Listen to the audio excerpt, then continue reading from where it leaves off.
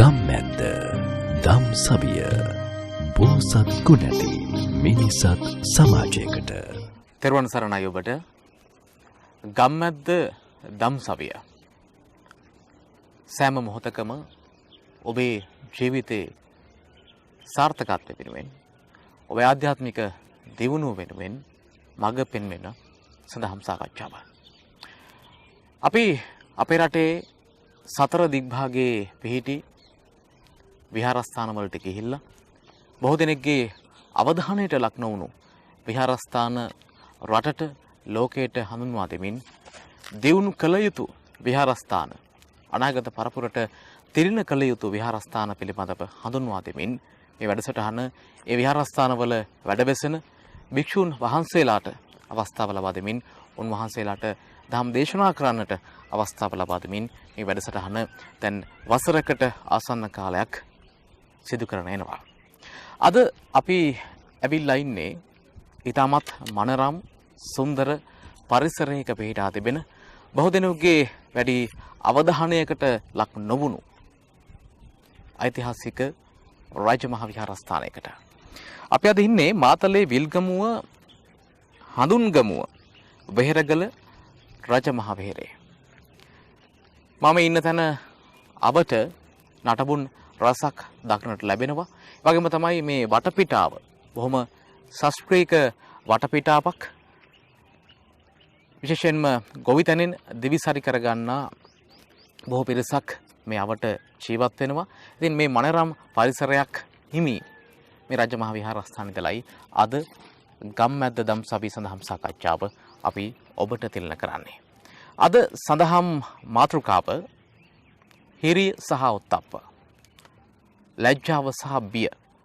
ඊටමත් කාලීන මාතෘකාවක් මේ පිළිබඳව දවසේ කතා කරන්නට ඊටමත් ගෞරවයෙන් යුතුව වැඩම කරවන්නට යෙදුනා අමරපුර ආර්ය වංශ සද්ධම්ම යුක්තික මහානිකායේ සබරගම පළාත් භාර සංඝනායක ගුරු උපදේශක ශාස්ත්‍රපති පූජ්‍ය නාරංගස්තැන්නේ ධම්මකීර්ති අපේ ගෞරවනීය නායක සම්පතන වහන්සේ පාද අභිවන්දනයෙන් යුතුව අද දවසේ ගම්මැද්ද දම් සවිය සඳහම් සාකච්ඡාවට පිළිගනු ලබනවා.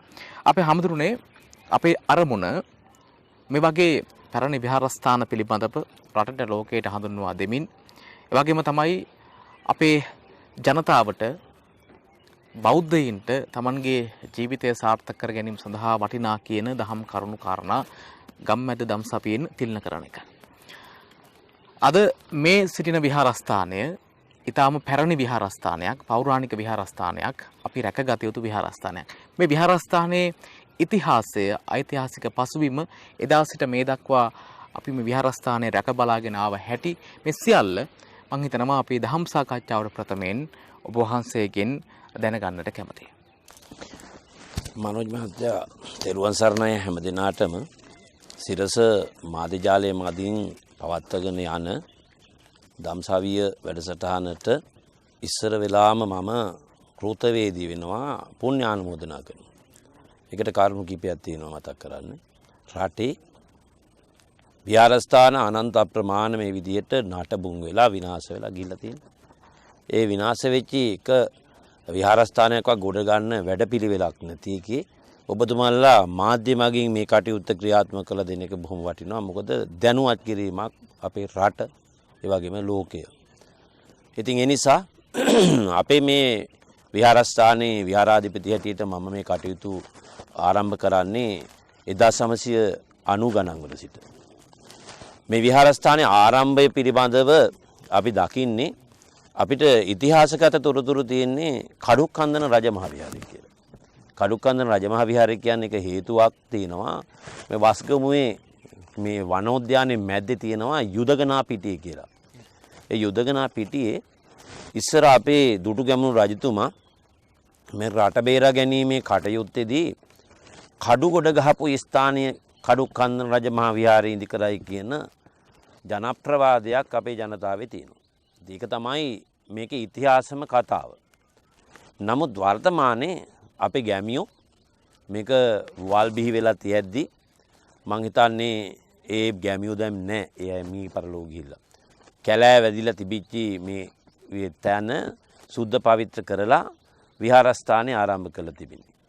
ඉතින් මේ ආරම්භ කිරීමේදී විශාල වශයෙන් මහ ඝන වනාන්තර මේ අලි කුටි වලස්සු හිටපු වනාන්තර ඒ වනාන්තර තිබෙද්දි තමයි මේක සුද්ධ පවිත්‍ර කරලා ඉතින් ගැමියෝ හැටියට මේ පළාතේ මේ පැත්තේ සීරුගුවේම ඉන්නේ ඉඩම් අය නෙමේ රක්ෂිත අය.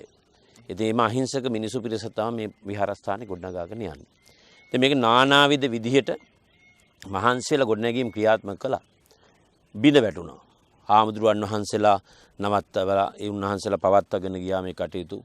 දානමාන ආදී කටයුතු වලින් බොහොම අමාරුකම් අපේ මිනිසුන්ට පහුගිය වකවානුව වල තිබුණා. දැන් නම් ඩිංග පහසුවක් තියෙනවා. ඊළඟට භික්ෂුන් වහන්සේලා මෙතන රඳා පවතින්නේ නැහැ. පහසුකම් නැති නිසා. ජලය නැහැ. ඊළඟට අනිකුත් අවශ්‍යතාවයන් මාර්ගයක් තිබුණා. දැන් ඉතින් බොහොම අමාරුවෙන් ඔය අය එක්ක වෙලා මේ ක්‍රියාත්මක කරන යනවා. ඉතින් මේ විදිහට ඉතිහාසය ගැන කතා කරනකොට මේක තමයි අපි විශ්වාසයක් තියෙනවා. ඒ වගේම බලාපොරොත්තුකුත් තියෙනවා අනාගත මේ ස්ථාන දියුණු කිරීම පිළිබඳව. නමුත් අපිට ඒකට සහායක් ආගෙන්වත් නැහැ.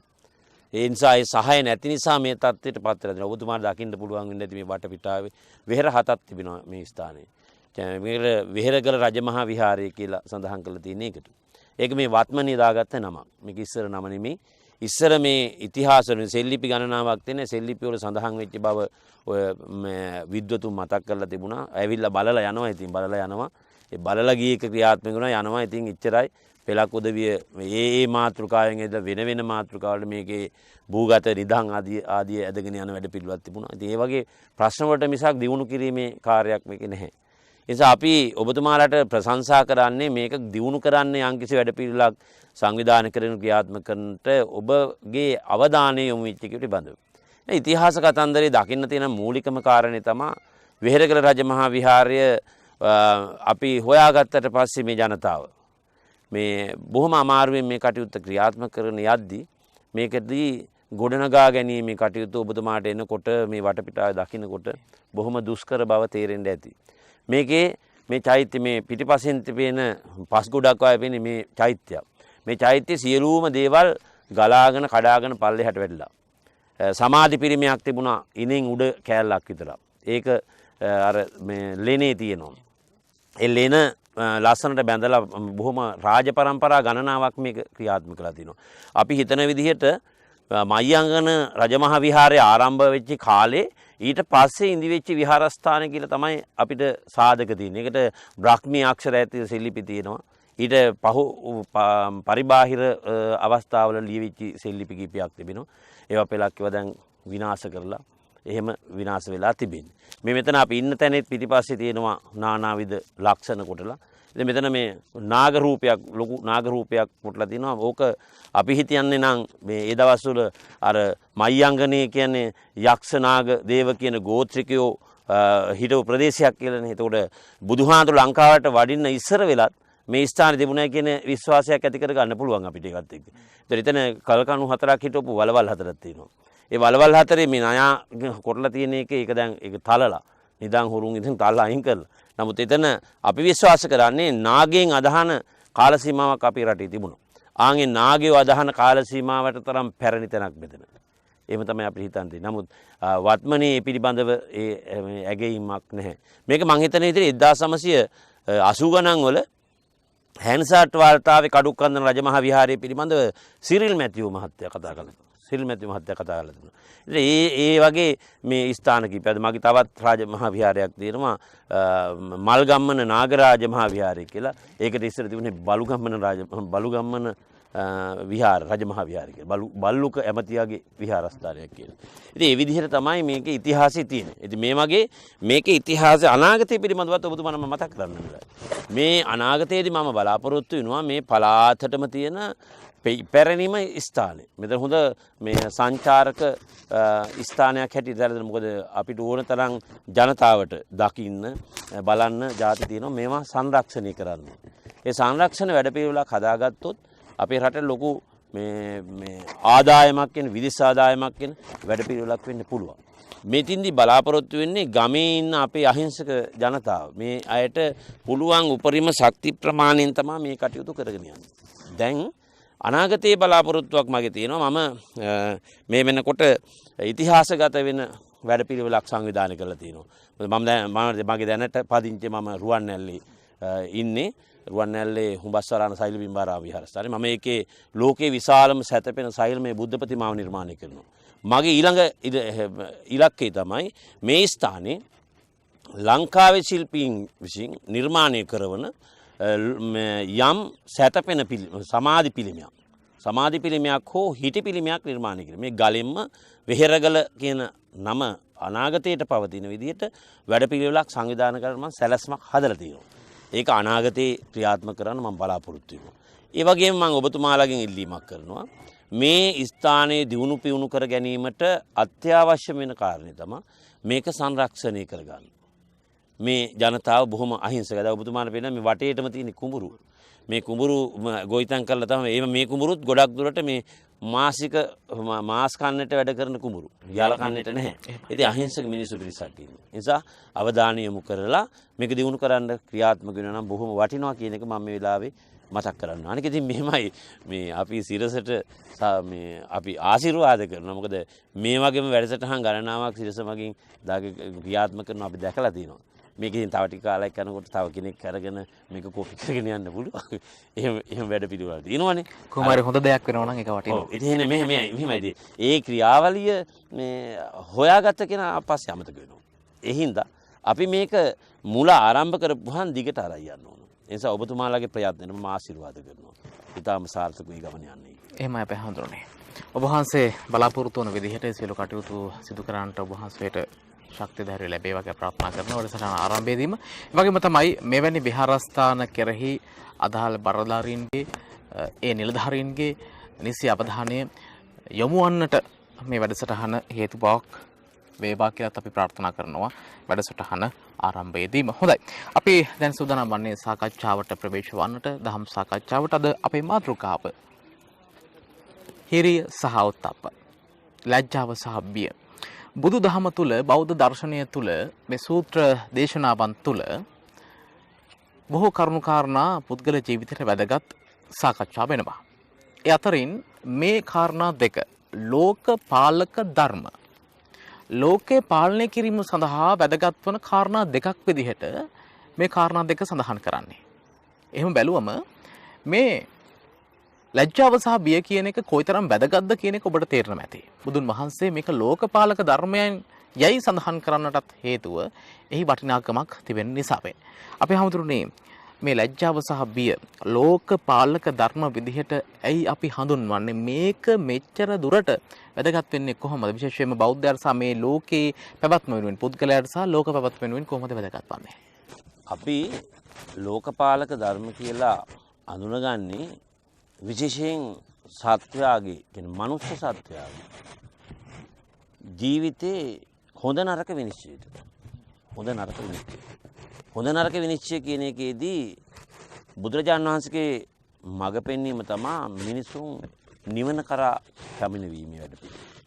දැන් නිවන කරා නිවනට යවන්න නැත්නම් නිවනට කරා ගමන් කරවන්න සැලැස්මක් තියෙන්න ඕනේ. ඒ සැලැස්ම සහ ඒ ව්‍යායාමයේ උන්වහන්සේ අඳුන්වලා දෙන්නේ ලෝකපාලන ධර්ම තුලින්. අපි මේ ලෝකේ ප්‍රත්‍යඥයෝ. අපි හැමදෙනාම ප්‍රත්‍යඥ. ඒ ප්‍රත්‍යඥ නිසා දැන් ප්‍රත්‍යඥ පුද්ගලයාගේ ජීවිතේ බොහෝ දුරට ලෞකික පැත්තට නැඹුරු වෙලා යනවා.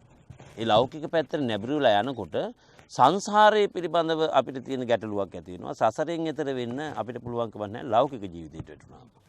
ඉතින් මේ සසර දුක කියන එක අඳුනගත්තට පස්සේ සසර දුකින් එතර වීමට නම් ඔය ලෝකපාලන ධර්මය අපිට අත්‍යවශ්‍යයි. සංසාරගත ජීවිතය ඊටාම හොඳින් ගමන් කරලා නිර්වාණය සාක්ෂාත් කර ගැනීමට නම් ලෝකපාලක ධර්ම අවශ්‍යයි. ඒක ලෝකපාලක ධර්මයේ ස්වභාවය බුදුහාඳුරෝ මේ කාරණා කීප අවස්ථාවක දේශනා කරලා තියෙනවා. ඉතින් ලෝකපාලනය කියලා කියන්නේ මේ තියෙන తত্ত্বය පවත්වාගෙන යෑම. මේ හොඳ ක්‍රියාකාරකම් බුදුහාඳුරන්ගේ දේශනාදෙන හිරියොත්ප්ප ලෝකපාලක ධර්මෙට කියන්නේ අනික් කාරණා හිරියොත්ප්ප. ඊළඟට දේව ධර්ම. ඊළඟට ලැජ්ජා බය. මේක තමයි ලැජ්ජා බය කියන එක තමයි නේ. දැන් මේක කිව්ව ගමන්ම ලැජ්ජා බය කිව්වහම අපි හිතන්නේ වෙන කාරණයක්. නිකන් ලැජ්ජාවයි බයයි කියනනේ. එහෙම නෙමෙයි. පවට ඇති ලැජ්ජාව, පවට ඇති බය. පව යන්නෙන් අදහස් කරන්නේ කුමක්ද? ඒක තමයි එතන තියෙන කාරණය. ඒතකොට පව කියලා කියන්නේ අපි සිද්ධ කරගන්න අකුසල. ඒ අකුසල ධර්මයන්ට ලැජ්ජා වෙන්න ඕනේ. දැන් අකුසලයේ කියන එක අපි තවත් විග්‍රහ කරනවා කියන්නේ නරක ක්‍රියාව. සමාජයේ උගතුන් බුද්ධිමතුන් විද්වතුන් හෝ පූජකයන් මේක නරකයි කියලා ප්‍රතික්ෂේප කරයිද? ඒ නරක ක්‍රියාවලියට අපි ලැජ්ජ වෙන්න ඕනේ, බය වෙන්න ඕනේ. ඒක තමයි හිරියොත්ප්ප කියලා මේ කියන්නේ. හිරියොත්ප්ප හැටියට දේශනාවේ ඇතුළත් වෙන්නේ ලැජ්ජා බය. දැන් මේ ලැජ්ජා බය කියන එක අද වර්තමානයේ බොහොම වටිනවා. දැන් අපි මේක මේ අපේ රටට අපිට විතරක් නෙමෙයි. මේ ලෝකේටම ලැජ්ජා බය නෑ දැන් වර්තමානයේ. මේ ලැජ්ජා බය නැති වෙලා ගිහිල්ලා. ඒ නිසාම විනාශය කරා ගමන් කරනවා. ඒ නිසාම විනාශය කරගෙන. දැන් මනෝජ් මහත්මයා ලැජ්ජාව බය තිබුණා නම් අපි දෙන්නට මේව කතා කරන්න ඕනේ නැහැ. අපි දෙන්නට මේව කතා කරන්න අවශ්‍ය නැහැ ලැජ්ජා බය තිබුණා. ඇයි? අද මේ කතා කරන්නේ රටේ ලෝක ලැජ්ජා බය නැති නිසා. අද වර්තමානයේ මහා විනාශ වලට මුහුණ දෙන්න අපේ ලෝකයටම සිද්ධ වෙලා තියෙනවා. දැන් ලෝකයටම මේ ලැජ්ජා බය කියන කාරණාව අවබෝධාත්මකව ක්‍රියාත්මක වුණොත් සංයමණයෙන් යුක්තව සදාචාරාත්මක සමාජයක් ගොඩනගන්න පුළුවන්. ඉතින් මෙහෙම මේ කාරණේදී අපිට අවබෝධ කරගන්න තියෙන කාරණා කීපයක් තියෙනවා. දැන් ඔබතුමා මගෙන් අහන්න පුළුවන්, මනෝජ් මහත්මයා මගෙන් අහන්න පුළුවන්, හැමනේ ලැජ්ජා බය නැත්නම් නැද්ද? ඇත්තෙම නැද්ද රටේ ලෝකෙ කියලා? නෑ ලැජ්ජා බය තියෙනවා. ලැජ්ජා බය තියෙනවා. ඒ ලැජ්ජා බය තියෙන්නේ ධාර්මික හා සංයමණයෙන් යුක්තව ජීවත් වෙන මිනිස්සු අතරේ. ඒ මිනිස්සු ලැජ්ජා බය පිළිබඳව කටයුතු කරපුවාම මේ ලෝකේ ඕන තරම් හොඳට ජීවත් වෙනවා. ලැජ්ජා බය ඇතිවෙච්ච පුද්ගලයාගේ පුරවැසියාගේ මානසිකත්වය යහපත්. ඔහු සෑහීමකටපත් වෙන එක තමයි සුවිශේෂීම කාරණාව. ලැජ්ජා බය තියෙන කෙනා සෑහීමකටපත් වෙනවා. ඔය සෑහීමකටපත් වෙනවා කියන කාරණාව දිහා මනෝජ් මහත්තයා කතා කරනකොට අපිට ශාසනීය ක්‍රියාවලිය තව පැත්තකට හැරෙන්න පුළුවන්. මොකද බුදුහාමුදුරු දේශනා කරානේ ලාභෝ අලාභෝ වයසෝ යසෝච නින්දා ප්‍රශංසාච සුඛංච දුක්ඛං.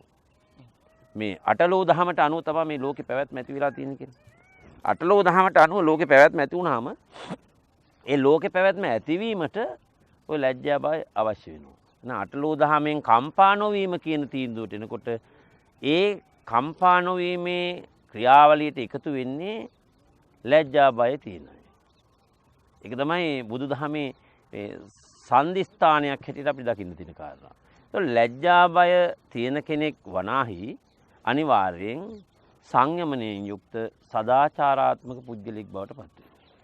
මම අපේ ආමතුරුන්ගෙන් මෙහෙම ඇහුවොත් දැන් අපි මේක අපේ නිවන් මඟ කරා යන ගමන වහන්සේ සඳහන් කරන්නට යෙදුනා මේ නිවන් මඟට යන අයෙකුට ලැජ්ජාව සහ බිය කියන කාරණාව වැදගත් කියලා.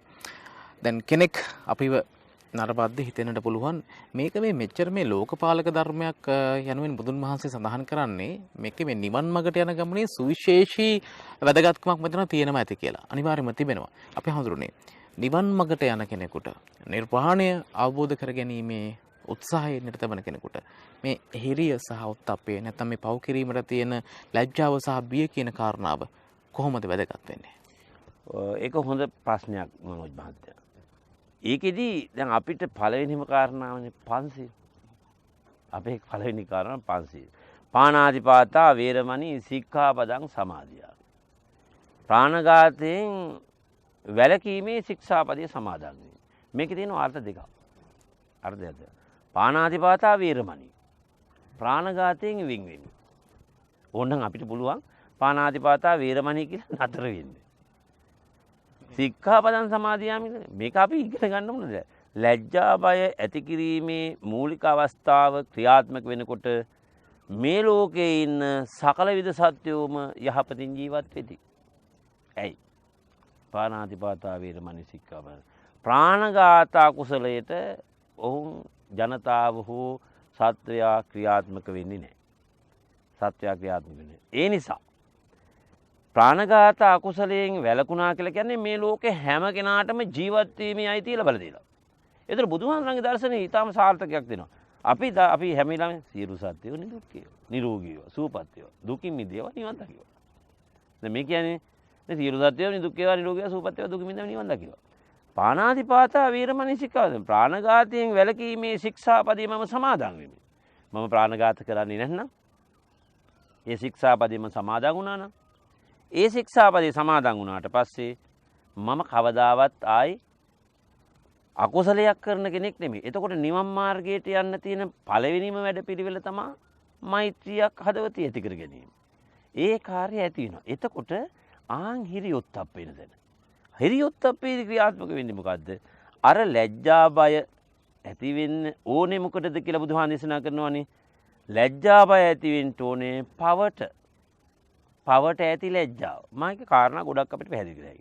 එකක් තමයි ප්‍රාණඝාතයෙන් වෙන්වීමේ ශික්ෂාපදයේ සමාදන් වෙච්ච කෙනා කවදාවත් සත්ත්ව ඝාතනයක් කරන්නේ නැහැ. සත්ත්ව හිංසාවක් කරන්නේ නැහැ. සත්ත්ව හිංසාවක් කියන්නේ ඔය ඌරෙක් කුකුලෙක් බල්ලෙක් මරන එක නෙමෙයි. ඒක විතරක් නෙමෙයි සත්ත්ව හිංසාව. මිනිස්සෙකුට හිංසා කාරණා දෙකක් තියෙනවා. කායික හිංසා මානසික හිංසා. මේක අපිට මේවා කතා කරනකොට මහ විශාලයි. ඒතර කායික හිංසාවක්වත් මානසික හිංසාවක්වත් සිද්ධ කරන්නේ. ඒතොර හිරියොත්ප්ප කායික හිංසා කරන්න පවට ඇති ලැජ්ජාව. මම කායික හිංසා කරන්න ලැජ්ජයි. එතන මානසික හිංසාවක් මානසිකව මිනිසෙක් වටන්න මම කැමති නැහැ. ඒක ලැජ්ජයි. ඒතර මේ ලැජ්ජාව තියෙන්න ඕනේ මේ අර අපි දැන් මේ විලි වහ ගන්න කරන ලැජ්ජාව නෙමෙයි. මේක තියෙන්න ඕන හදවතේ මේ ලැජ්ජාව. හිරියොත්ප්ප තියෙන්න ඕනේ හදවතේ. බුදුහාමුදුරුවන්ගේ දර්ශනේ බුදුහාම දේශනා කරන්නේ දේව ධර්ම, ලෝකපාලක ධර්ම, එවනම් හිරියොත්ප්ප කියන එක ඇති වෙන්න ඕනේ හිතේ. අපේ හදවතේ. එතකොට මේක අපි ඇති වුණාට පස්සේ අර කරන අකුසලයට සම්බන්ධ වෙන්නේ නැහැ. බුදුහාම දේශනා කරනවාද පාපයට ඇති ලැජ්ජාව.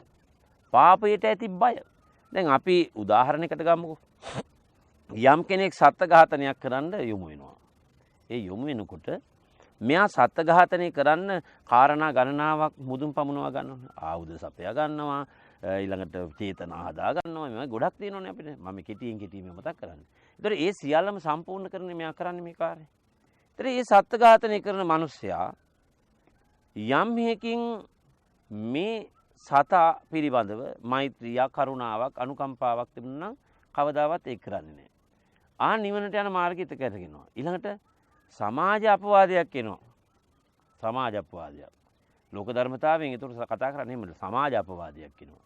ඒ සමාජ අපවාදයෙන් ගැලවෙන්න දැන් අපි සමාජ කියනවා ඔය මේ අහවල් දැන් වර්තමානයේ ඔය දූෂකී ඔය මේ මත්පැන් පෙරන කෙනෙක්. එහෙම නැත්නම් ඔය ඒ වගේ නම් කියන. ඒතකොට ඒ නම් වලට බලපුවාම ඒ නම් වලින් ප්‍රසිද්ධ වෙනකොට මේකට බය තමන්ගේ ගෞරවය නැති වෙනවා කියලා බයක් ඇති කරගන්නවා. හැබැයි විශේෂයෙන්ම විය යුතු කාරණේ තමයි මොකක්ද දන්නද? ආන්ගේ තමන්ගේ මානසිකත්වයේ ආත්මාභිමානය තමන් අපහාසයට ලක් නොවෙනවා කියන තැනට අපි සම්බන්ධ වුණොත් ඒ වගේ තැන්වලදී අපේ නිවනට මාර්ගයක් හැදෙනවා. ඒක තමයි අර මුලින්ම කිව්වේ පාණාතිපාතා වීරම් ප්‍රාණඝාතයෙන් වෙන්වෙමි. දැන් අපි මේක කතා කරොත් අවුරුදු ගණනාවක් අපිට කතා කරන්න වෙයි. ප්‍රාණඝාතයෙන් වෙන් වෙනවා කියලා කියන්නේ ඒක කාරණයක් නෙමෙයි. ඒක සත්තු මරණ එක විතරක් නෙමෙයි. එතන සත්ත්ව හිංසාව. මේක තියෙනවා තව තැනක බුදුහාම දේශනා කළා මේක මේ නිවනට යන මාර්ගයේ වටින්නෙම සුවිශේෂීම ක්‍රියාවලිය තමයි මේ ධර්මපාල ජාතකේ. බුදුහාමුදුරුවෝ මේ සිද්ධාර්ථ තවුසා වෙලා ඉන්න මේ බෝධිසත්ව කාල සීමාවේදී ධර්මපාල ජාතකේ කියලා දෙනවා මේ සත්ත්ව හිංසාව පිළිබඳව. එක අවස්ථාවක මම බොහොම කෙටියෙන් මේ කාරණාව මතක් කරන්නේ. බුදුහාමුදුරුවෝ පළවෙනි කිමුල්වත්පුර චාරිකාවේ සුද්ධෝදන රජතුමා කියනවා යසෝදරා දේවී දකින්න යන අවස්ථාවේ සුවිශේෂී කාරණා ටිකක්. ඒ කියනකොට මේ සුද්ධෝදන රජතුමාට මිනිස්සු ඇහලා කියනවා ආන් සිද්ධාර්ථ කුමාරයා මැරිලා වැටිලා ඉන්නවා. විශ්වාස කරන්නේ නැහැ. ওই කාරණාව අඩලා බුදුහාමුදුරුවෝ මේ සුද්ධෝදන රජතුමාට කාරණා කියනවා විස්තර කරනවා. ඔබතුමා එදා මං පිළිබඳව කියපු දේවල් විශ්වාස කරන්නේ. මේ කාල සීමාවෙත් එහෙමයි. ඒ නිසා ධර්මපාල ජාතකයේ එතෙන්දී බුදුහාමුදුරුවෝ දේශනා කරනවා සුද්ධෝදන රජතුමාට. මේ සුමේද කියලා කුමාරයෙක් වෙලා ඉන්නකොට බරණැස් නුවර. ඒ සුමේද කුමාරයා මේ තමන්ගේ මේ දිසාපාමොක් ආචාර්යතුමා ළඟ මේ අධ්‍යාපනය ලබන අතරතුරේදී දිසාපාමොක් ඇතුළතුමාගේ පුතා මැරෙනවා අඩු වයසින්. මැරුණට පස්සේ කියනවා දිසාපාමොක් ඇතුළතුමා මේ මගේ කුමාරයා පුතා මැරුණා කියලා. අනිත් යාළුවොත් ඇහැලා කියනවා. නමුත් සුමේද කියන අපේ බෝධිසත්ව කුමාරයා එතකොට පිළිගන්නේ නැහැ. විශ්වාස කරන්නේ නැහැ. පස්සේ මේක දිසාපාමොක් ඇතුළතුමාට ගියාට පස්සේ දිසාපාමොක් ඇතුළතුමා මොකද කරන්නේ? මේ තව සේවකයෙකුට අල්ලගෙන මේ එළුවෙක්ගේ ඇට කෑලි ටිකක් සුදු රෙදි කෑල්ල ගොතාගෙන යනවා බර්ණස් රජතුමා හම්බෙන්නේ. ගිහින් බර්ණස් රජතුමාට අඬා කියනවා. රජතුමනි පුතණුවන් මිය පරලෝ ගියා. ඉතින් මේ ඒ ශෝකයට මේක දැනුම් දෙන්න ආවේ. එතකොට බර්ණස් රජතුමා hina වෙනවා. hina වෙනකොට අහනවා මේ තාත්තා කෙනෙක් පුතා මරුණා කිව්වා මේ hina වෙනවා. සෝසුතුම් වෙනන්න බෑ. ඊට පස්සේ කියනවා නෑ මම කවදාවත් විශ්වාස කරන්නේ නෑ. මගේ පුතා අඩු වයසේ මැරෙන්නේ නෑ. කියලා කිලින්ම මේ ප්‍රකාශ කරනවා මේ දිසාපාමොක් ඇතුළතම. ඊට පස්සේ අහනවා ඒකට හේතුව මොකද්ද? ආන්න ඒ වෙලාවේ මේ බර්ණස් රජතුමා කියනවා අපේ පරම්පරාවේ අය කවදාවත් සත්ත්ව ඝාතන කරන්නේ නැහැ. සත්ත්ව ඝාතන කරන්නේ. ඒ නොකරන නිසා අපේ කවුරුවත් එහෙම අඩුවා විශේෂයෙන් මේ පරස් දීර්ඝායුකෝ බව දීර්ඝාෂ වින්දනය කරනවා. ඔන්න එතකොට ආන නිවන් මාර්ගයට යන්න තියෙන එක කාරණයක් ඔය. හිරියොත්ප්ප ලැජ්ජාව හා බය. මම ඒක පන්සිල් පද පහේ පළවෙනි ශික්ෂාපදයට එක්ක ගත්ත කාරණා. හොඳයි. අපේ හඳුරන්නේ වහන්සේ ඊටමත් පැහැදිලිව බුදුදහම තුල නිවන් මඟ කරා යන්නට කොහොමද හිරි ඔත්තප්ප නැත්නම් මේ පවට තියෙන බිය සහ ලැජ්ජාව කියන කාරණාව පන්සිල් පද පළවෙනි ශික්ෂා පදයෙන් බොහොම පැහැදිලිව සඳහන් කරන්නට යෙදුණා. අපි සූදානම් කෙටි විරාමයක් ලබා ගන්නට ගම්මැද්ද දම්සභය. ගම්මැද්ද දම්සභය බෝසත් ගුණැති මිනිසත් සමාජයකට. ගම්මැද්ද දම්සභය බෝසත් ගුණැති මිනිසත් සමාජයකට. ඔබ නැවතත් ගම්මැද්ද දම්සභය සමග අද අපේ සඳහම් සාකච්ඡාව ගෙන එන්නේ මාතරේ විල්ගමුව හඳුන්ගමුව ඓතිහාසික වෙහෙරගල රජමහා විහාරස්ථානයේ ඉඳලා අපි කතා කරමින් හිටියේ හිරිය ඔත්තප්ප පව කරන්නට තියෙන ලැජ්ජාව සහ බිය. කොයිතරම් දුරකට අපේ එදිනදා ජීවිතයට මේ කාරණා වැදගත් වෙනවද? අපි දකිනවා සමාජය තුළ බොහෝ දෙනෙක් කෙනෙක් අතින් වරද්දක් වුණාට පස්සේ කෙනෙක් අතින් ප්‍රශ්නයක් වුණාට පස්සේ චෝදනාව නැත්තම් ඇඟිල්ල දික් කරන්නේ බොහෝ වෙලාවට දෙමව්පියන්ට. එහෙම නැත්තම් ඔහු ආශ්‍රය කරන සමාජයට, මිතුරන්ට. මේ මොහු හැදුව විදිහ වැරදි නැත්තම් ඔහු හැදුණු විදිහ වැරදි, ඒ විදිහේ කරුණු කාරණා. හැබැයි තරුණ්‍ය පසු වන කෙනෙක්, වැඩිහිටි කෙනෙක් අතින් මේ විදිහට වැරද්දක් සිද්ධ වෙද්දී අපි මේ කියන ආකාරයේ ලැජ්ජාව බිය නැතිව යම් කිසි අකටයුත්තක් සිදු කරද්දී එහෙම ඇඟිල්ල දික් කරන එක සාධාරණද? අපි කෙනෙක්ව හදාගන්නට ඕනි පුංචි කාලෙමයි, ලදරු කාලෙමයි, ගෙදරදීමයි. අපේ හාමුදුරනේ බුදුදහම තරම් මෙච්චර වටින කියන දහමක් අපිට ලැබිලා තියෙද්දී පුංචි කාලේ ඉඳලම අපි පන්සල් ඇසුරු කරද්දී, දහම ඇසුරු කරද්දී මේ විදිහේ සමාජ ක්‍රමයක් එහෙම නැත්නම් පුද්ගල විනය පිරිහීමක් සිදු වෙන්නට පුළුවන්ද? මම මේ සමස්තය ගැන නෙමෙයි මම කතා කරන්නේ. ඇතැම් අය අපි දකිනවා මේ සමාජය තුල ඔවුන් සමාජයට පිළිලයක් වෙනවා. නිතරම පව් කරනවා. නිතරම දේශ සහගතයි. නිතරම සමාජයට අවඩක් කරන්නේ. ඒක සමහරකට අපි දකිනවා මේ දැන මේක කරනවායි කියලා. මේක කොතනින්ද අපි හදා ගන්න ඕනේ? කොතනද මේ වැරද්ද වෙලා තියෙන්නේ? මේක දෙමව්පියන්ට චෝදනා කරනවද? මේක ඒ සමාජයට චෝදනා කරනවද? මේකේ අදාළ සමාජ නිර්මාපකේ නැත්නම් කියන්නේ පාලකින්ට චෝදනා කරනවද? මහා සංඝරත්නයට චෝදනා කරනවද?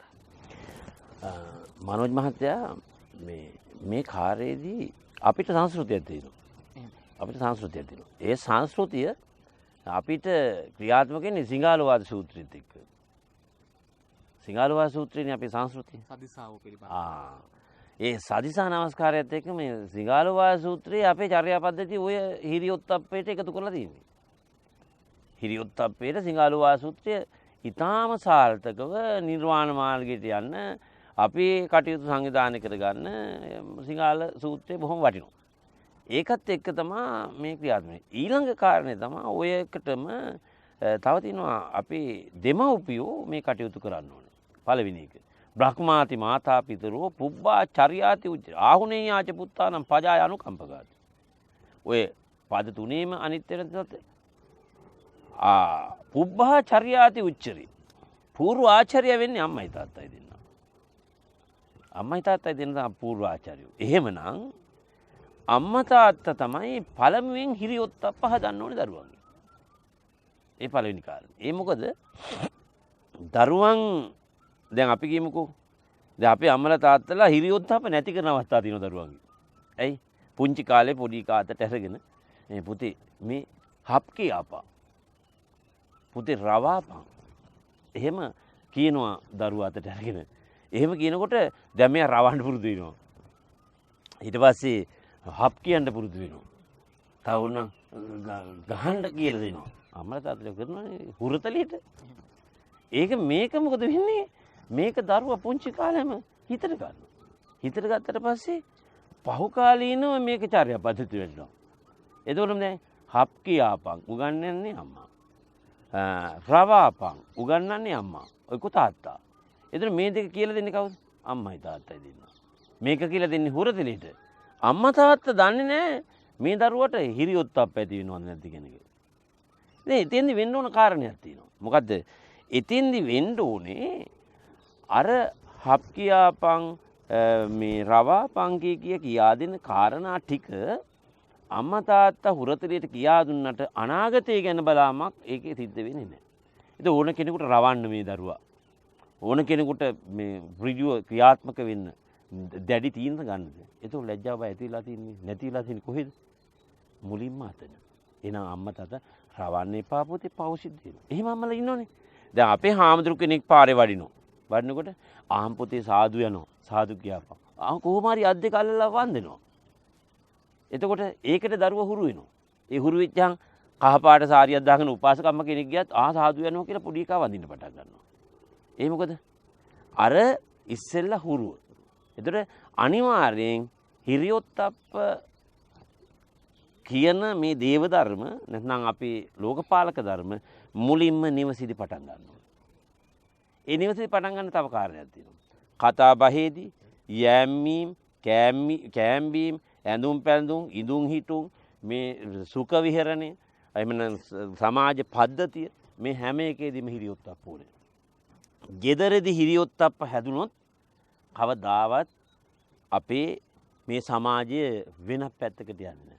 ඕක අපේ මුල ඉඳන්ම හැදෙන්නේ. ගෙදර ඉඳන් හැදෙන්න ඕනේ.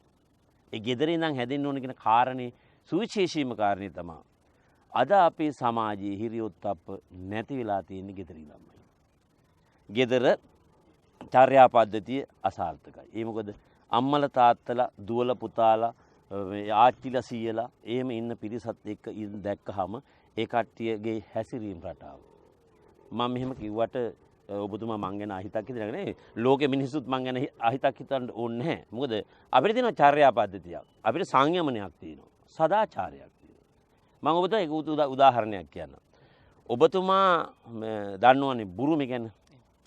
බුරුමේ ඉන්න සියලුම අය අඳින්නේ ඔය ඇඳුම ලොන්ජි කියන එකයි ඔය තරමයි කමිසි.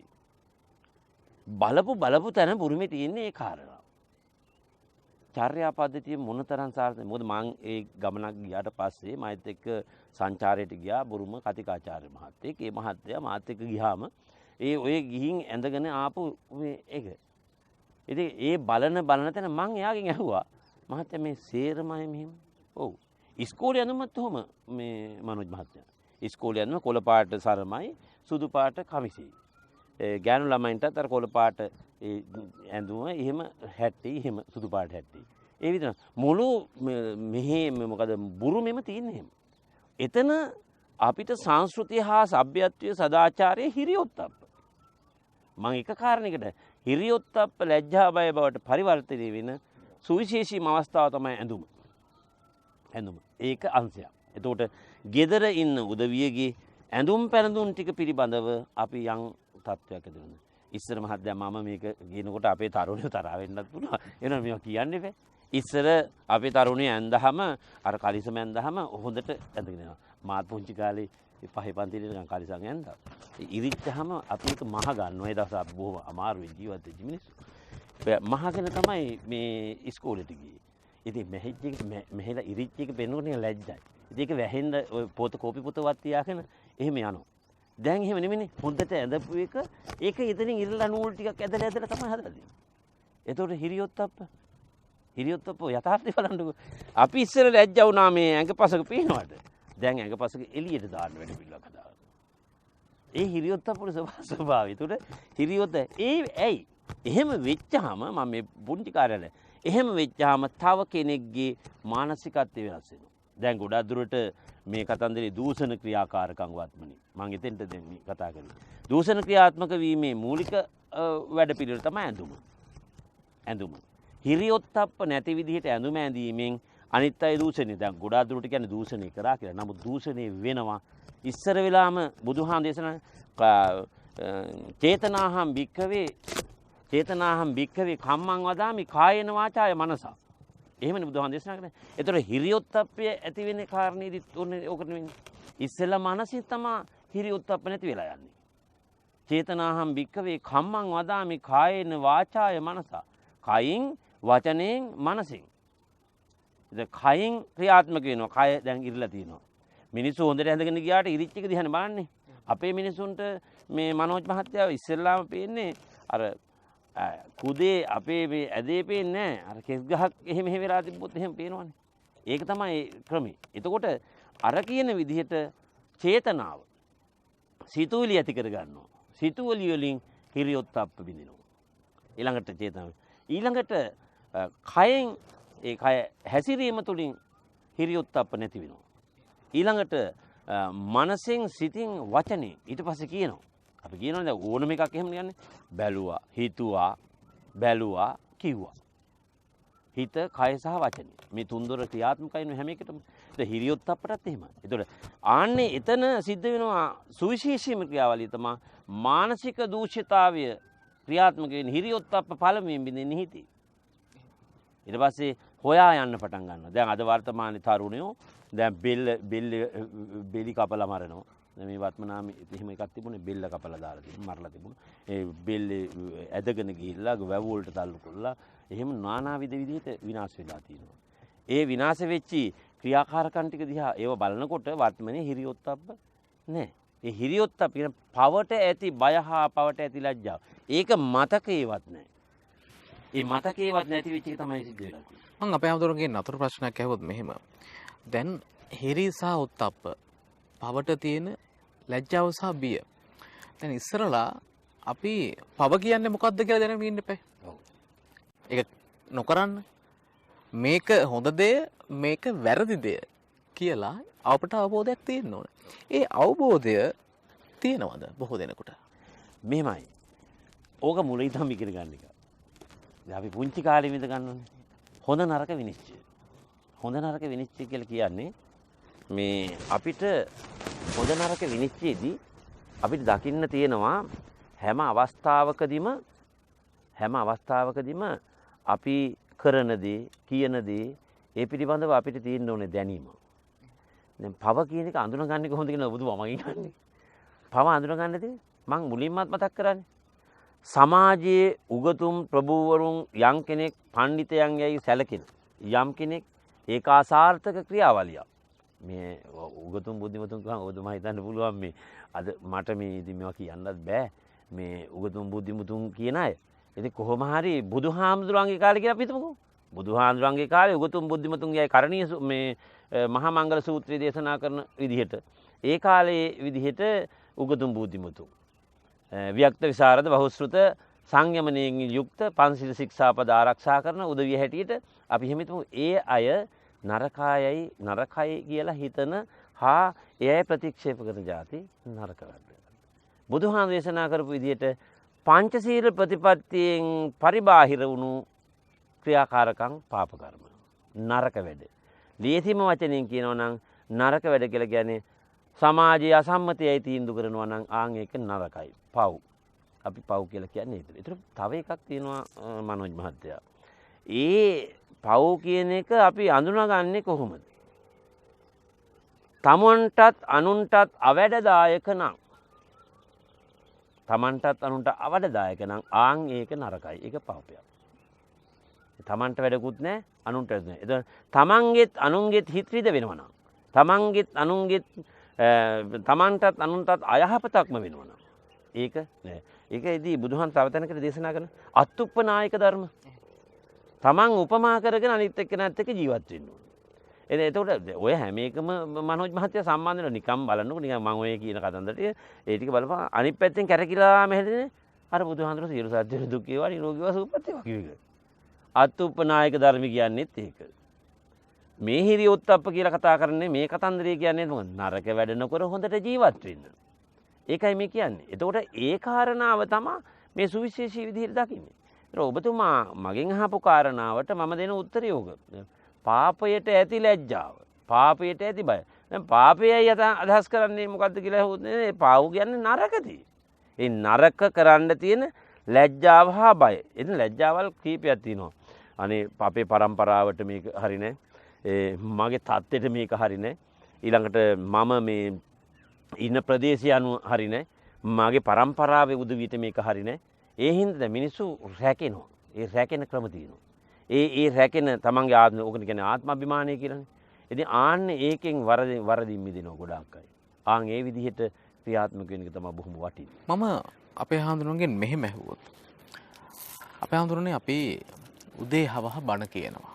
උදේ හවහ බණ අහනවා. මේ හැමෝටම තියෙන ප්‍රශ්නයක් මේක. වසර 2600කට ආසන්න කාලයක් අපි බුදුදහම ඇසුරින් ජීවත් වෙනවා. භික්ෂුන් වහන්සේලා පරම්පරාවෙන් පරම්පරාවට මේ උතුම් නිර්මල දහම අරගෙන එනවා. අපි ඇයි මේ දහමේ මූලික හරයන් ජීවිතේට අරගෙන නැත්තේ? ඒ කියන්නේ මේ අන්තිම සරල දේවල්. දැන් පන්සිල් පද 5 රැකීම තුළ මේ ලැජ්ජාව හා බිය කියන කාරණාව ගැන බෝවහන්සේ සඳහන් කළා. දැන් මේ විදිහට ඇයි අපි මේ වගේ මේ නිතර දෙවේලේ අපි බණ අහනවා නම් නිතර දෙවේලේ අපි ජීවිතය තේරුම් ගන්න අවස්ථාව අපට උදා වෙනවා නම් මේත් කරන්නේ වගේ දෙයක්. හැබැයි අපි ඇයි ඒ හරි තැනට එන්නේ නැත්තේ? අපේ සමාජයේ ඇයි මේ තැන හරියට ග්‍රහණය කරගන්නේ නැත්තේ? මේක අර නානත්ත් කාය නානත්ත් සංඥා කියන තැන ඉඳලා එතනට අපට ලඟු කරන්න පුළුවන්ද? මිනිස්සු විවිධයි විෂමයි මිනිස්සු තේරුම් ගන්න විදිය විවිධාකාරයි කියලා කිව්වට අපිට මෙච්චර අවස්ථා තියෙද්දී ධර්ම තේරුම් ගන්න, ජීවිතේ තේරුම් ගන්න ඇයි අපි තවමත් එක තැන ඉන්නේ අපි හඳුන්නේ? මනෝජ් මහත්තයා මෙතන අපිට වැරදිච්ච තැනක් තියෙනවා. වැරදිච්ච තැන තමයි එකක් භික්ෂුවගේ වැඩ කටයුතු ටික භික්ෂුව සිද්ධ කරන්න ඕනේ. මම මේ තාමතුරු තමයි ඒක මම කියන්නේ බෑ. භික්ෂුවගේ වැඩ කටයුතු ටික භික්ෂුව ඉෂ්ට කරනකොට අපිට උපදෙස් දෙන්න පුළුවන්. ලැජ්ජා බය දැන් පහුගේ දැන් පෙලක් කියලාට කියන ඔය මොනවාරි කටයුත්තක් කරලා චීවරධාරියා විසින් අහවල් කටයුත්ත කරලාදී. එහෙමනේ දැන් හිතන්නේ. ද වත්මනේ අපේ සමාජ භික්ෂුව චීවරධාරියා කියන තැනට වැටලා තියෙනවා. ඇයි එතෙන්ට ආවේ අපි කියන එක ප්‍රශ්නයක්. මේ වහනකට ඇත්ත දිත්ත වෙන්න පුළුවන්. එනොත් මම මේවා කියන්න ඕනේ. චීවරගේ දරාගත්තේ සබ්බ දුක් මෙතන කියන සබ්බ දුක්ඛ නිස්සරණ නිබ්බාන සත්‍ය කරණත්තාය ඉමං කාසාවං ගහිත්වා පබ්බාජිත මම්බන්ති අනුකම්පං උපාදාය. මම චීවරය දරන්නේ සියලු දුක් නැති කරගෙන නිර්වාණය සාක්ෂාත් කර ගැනීම සඳහා පමණයි. මේකයි අපේ න්‍යාය හා ගමන. එතන මේ සියලු දුක් නැති කරගන්න ව්‍යායාමයට භික්ෂුවට ලැජ්ජා බය තියෙන්න ඕන. පළවෙනි කාරණේ. භික්ෂුවට ලැජ්ජා බය තියෙන්න ඕන. භික්ෂුවට ලැජ්ජා බය තියෙනවද නැද්ද කියන එක ඔබතුමා මගෙන් අහන්න පුළුවන්. මං කියන තියෙනවා ලැජ්ජා බය. භික්ෂුවට ලැජ්ජා බය තියෙනවා. නමුත් භික්ෂුව ලැජ්ජා බයෙන් අයින් කරගෙන අරගෙන ගිය සමාජයකුත් තියෙනවා. භික්ෂුව ලැජ්ජා බයෙන් ඇදන් අහකට දාගද. ඇයි? භික්ෂුව ලෞකික ජීවිතයට නැඹුරු වෙච්ච අවස්ථාවල් තියෙනවා අපේ සමාජයේ. මේ රට පිරිහෙන්න මේ ලැජ්ජා බය නැති වෙන්න වෙච්ච එක පළවෙනි කාරණේ තමයි මේ මනෝජ් මහත්තයා කුපික්කල තිස්ස හාමුදුරන්ගේ කතන්දරය. මහා විහාරය ආරම්භ වුණාට පස්සේ දෙවන පෑතිස් මහරජතුමාගේ කාලේ මේ සකල විද භික්ෂුව සියලු දෙනාම හිටියේ එකට. එකම විනය පොත, එකම ධර්මතා, එකම විදිහ තමයි මේ සියලු දේ ක්‍රියාත්මක වුනේ. නමුත් කුපික්කල තිස්ස හාමුදුරුවන්ගේ වලගම්බා රජුරුවන්ගේ නේද? වලගම්බා රජුරුවනේ. වලගම්බා රජුරුවන් පුජ්ගලිකාරාම පූජා කිරීමෙන් පස්සේ ආන් හිරියොත්ප්ප බින්දින්න පටන් ගත්ත එක තැන. ඇයි? පුජ්ගලිකාරාමේ හරිගස්සලා අපේ රටේ භික්ෂුව දේශපාලනීකරණයට වැටුණා. දේශපාලනීකරණයට. එතෙන්දි වැටුණා, එතෙන්දි මේ කැඩුණා ලැජ්ජා බය. ඇයි? භික්ෂුවගේ ලැජ්ජා බය නැති වුණා එතන. එතන ඒ ලැජ්ජා බය නැති වුණාට පස්සේ මොකද අපි ඒ සියලු පස්සේ පක්ෂග්‍රහය වෙන්න පටන් ගත්තා. ඒ පක්ෂග්‍රහය වෙච්ච එකෙන් තමයි අද අපි බණ කිව්වට දැන් ඔබතුමා මගෙන් අහවනේ උදේට බණ, හවසට බණ, දැන් ඔය තියෙනවා 7 දවසේ බණ, 3 මාසේ බණ, අවුරුද්දේ බණ, සතියේ දෙකේ එහෙම බණ, අනික කාලීන බණ, අකාලීන බණ. බුදුහාමුදුරුවෝ අකාලිකයි. අකාලිකෝනේ කාලීන බණ කියලා බුදුහාමුදුරුවෝ දේශනා කරලා නැහැ. අකාලිකෝ කියන්නේ අකාලිකෝ එහිපස්සිකෝනේ එහෙම කියන්නේ. අකාලිකයි බණ. නමුත් අපි කියනවා කාලීනයි. මේ ඒ කාලී නෙමෙයි, ඒක ඔබම වටනවා මේ වචනේ හදාගත්තා නම් මේ අද වර්තමානයේට හරියන බණක් හැටියට කියලා. එහෙම කිව්වොත්. දැන් අන්න එතෙන්දී භික්ෂුවත් ලෞකික ජීවිතයට නැඹුරුණා. භික්ෂුවටත් ලෞකික ජීවිතයට ආවට පස්සේ හිරියොත්ප්ප බිඳුණා. හිරියොත්ප්ප බිඳුණා. දැන් අපේ හාමුදුරුවෝ අනන්ත අප්‍රමාණ එක එක්කෙනාට කියලා එක එක කටයුතු කරගෙන එහෙම ක්‍රියාත්මක කරගෙන යනවා. නෑ එහෙම නැතුව තිබුණා නම් අද මේ පන්සලුත් මේ බොහොම දියුණුවටපත් වෙනවා. අපි එහෙම ක්‍රියාත්මක කරලා වැඩ පිළිවෙල හදලා තිබුණා නම් එහෙම. එතකොට ශාසන සම්ප්‍රදාය අද මේ මිනිස්සුන්ට අපේ මේ ගම්වැසියන්ට මේ පළාත් වල නොදියුණු මිනිස්සුන්ට ලැජ්ජයි. ඇයි? අර පන්සලේ හැටියට බලපුවහම මේ පන්සල අපේ පන්සල මෙහිමයි අපිට ලැජ්ජයි අපේ හාමුදුරනේ. එහෙම කියන අපේ දායක මහතුරු ඉන්නවා. ඒකින්ද මේක දියුණු කරගන්න ඕනේ. බාන්නකො ලැජ්ජා බය කොයිතරම්ද කියලා. ඉතින් මේක තමයි ස්වභාවය. ඒ ලැජ්ජාවයි අපි කතා කරන ලැජ්ජාවයි දෙක. ඔව්. මේ මම ඒක වෙන තැන මම මේ කතා කරන්නේ. එතකොට එතෙන්ට එන්න හේතුවක් තියෙනවනේ. එතකොට ආන් එතෙන්දි ලැජ්ජා බය බිඳෙනවා. බිඳෙනවා. ඇයි? අර මිනිස්සුන්ගේ ක්‍රියාවලියත් එක්ක භික්ෂුව පෙළෙමෙනවා යම් කාර්යයන් කරලා තෙන්ටෙන්ද. ආන් එතකොට ලැජ්ජා බය බිඳ ගන්නවා. හරි? එතකොට ආන් ඒක අපි ඒ දිහා බලන්න මේ සසර ගමනේ හැටි මේ අපි මේක මේ චූටි මේ මාතෘකාවක් වුණාට මේකේ තියෙනවා විදි ගණනාවක්. ඒ විදි ගණනාව ඉස්සේ ගමන් කරනකොට අපිට දකින්න කාරණා. අනික මේ භික්ෂූන් වහන්සේලා හැමදෙනාමත් අපි ධර්ම දේශනා කරනවා. දැන් අනික බණ කොච්චර තියෙනවද ඔබතුමා දන්නවද? මම මේ කතන්දරේ කිව්වට මට මාධ්‍යයෙන් චෝදනාවක් නැත් පුළුවන් මම මේ කතන්දරේ කියන්න ඕන. අපිට ලැජ්ජාවක් තියෙනවා මේ මනෝජ් මහත්තයා. දැන් අපේ ගම්මානවල අපේ සංස්කෘතිය දැන් ඒක නැති වෙගෙන යන අවස්ථාවල් වෙලා තියෙනවා. දැන් channel තියෙනවා මම හිතන්නේ බුද්ධ ධර්ම පිළිබඳව ප්‍රචාරය කරන channel ගොඩාරියක්. මම ඒවා එක එක කියන්න දන්නේ නැහැ කියන්නේ නැහැ. නමුත් මේ channel වල ධර්ම දේශනාවල් පවත්වනවා. මේ ලැජ්ජාවේ මට එක වෙලාවකට හිතෙනවා ලැජ්ජා බය තියෙන්නේ මේ අහිංසක මේ ගමේ පන්සලේ හාමුදුරුවන්ටයි ගමේ ඉන්න අහිංසක මිනිස්සුන්ටයි තමයි මම දකින්නවා ලැජ්ජා බය ඒ ওই විශාලට ක්‍රියාත්මක වෙන තැන් වලත් නැහැ කියලා. ඒ මොකද දැන් අපේ 3 මාසෙ පින්කම ක්‍රියාත්මක කරන්න මේ අපේ අහිංසක දායකා කෙනෙක් ක්‍රියාත්මක වුණොත් ඒ මිනිස්සයා කොහොම හරි පන්සලේ මොකක් හරි කරන්නේ දැන් ඒක නෑනේ. දැන් ඒක නැතිලා දැන් මාධ්‍යයට දැන් ඔය ගමේ අපේ ඔය කීප දෙනෙක් රුපියල් 50000 60000 ගිහිල්ලා මේ බැඳලා බණක් කියනවා. ඒ බණ කියපුවාම ඒක දාන රෙකෝඩ් එකක්. දාලා හරි ගස්සලා මේ කටයුත්ත ක්‍රියාත්මක කරගෙන යනවා. ඉතින් මෙහි ඇවිල්ලා ඉතින් අපිට කියනවා අපේ හන්දේ මං අහවල් මේකෙත් මේ channel එකේ ධර්ම දේශනාවක් පැවැත්වුවානේ.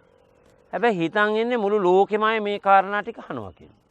බලපුහන් එදා දවසේ ගමේ පන්සලේ හාමුදුරුවෝ ගිහිල්ලා එතන බණ කියන ඒ ඉන්න ටිකම තමයි ඔය ටික අහන්නේ. ගෙදරට ඇවිල්ලා කියනවානේ මේ මං ඕන් ටීවී එකට දැම්මා මගේ මේ ගෙදර මේ පින්කම ගැන කියලා. එනවා ඒ අහන්නේ ඉතින්. කලාතුරකින් මම සේරම එහෙම නැහැ කියන්නේ. පිරිසක් අහයි. නමුත් අර කියන தත්ත්වය තුල ග්‍රාමීය සම්බුද්ධ ශාසනයේ චිරස්ථිතිය කියන ග්‍රාමෙන් අයින් වෙලා ඈත් වෙලා යන අවස්ථාව. ඒකත් අපිට ලැජ්ජාව. භික්ෂුව හැටියට අපිට ලැජ්ජාවක් තියෙනවා ඒක. මොකද අපි අපේ ක්‍රියාවලියන් තුළ හිරියොත්ප්ප බිඳගෙන ගමන ගිහිල්ලා තියෙනවා. සම්මුතියක් කියලා එකක් තියෙනවා මනෝජ් මහත්තයා සම්මුතිය කියලා එකක් තියෙනවා. භික්ෂුවට සම්මුතියක් තියෙනවා. ඒ සම්මුතියේදී කියන්නේ ඒ ගොදුරු ගමේ ප්‍රමාණය තුල කටයුතු ක්‍රියාත්මක කර ගැනීම.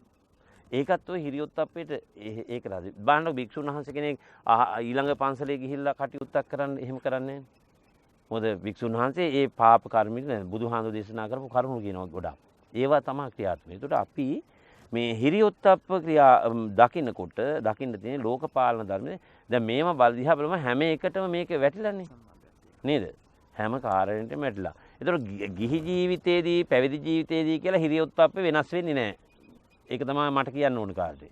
ගිහි ජීවිතයේට ගිහි සංස්කෘතිය අනුව බුදුහාමුදුරු සිංහාල සූත්‍රය දේශනා කළා තියෙනවා. අපිට විනය පොත් දේශනා කළා තියෙනවා.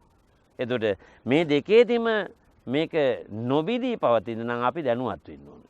දැනුවත් වෙලා අපි හිතේ බය ඇති වෙන්න ඕනේ වෙන දෙයකට නෙමෙයි.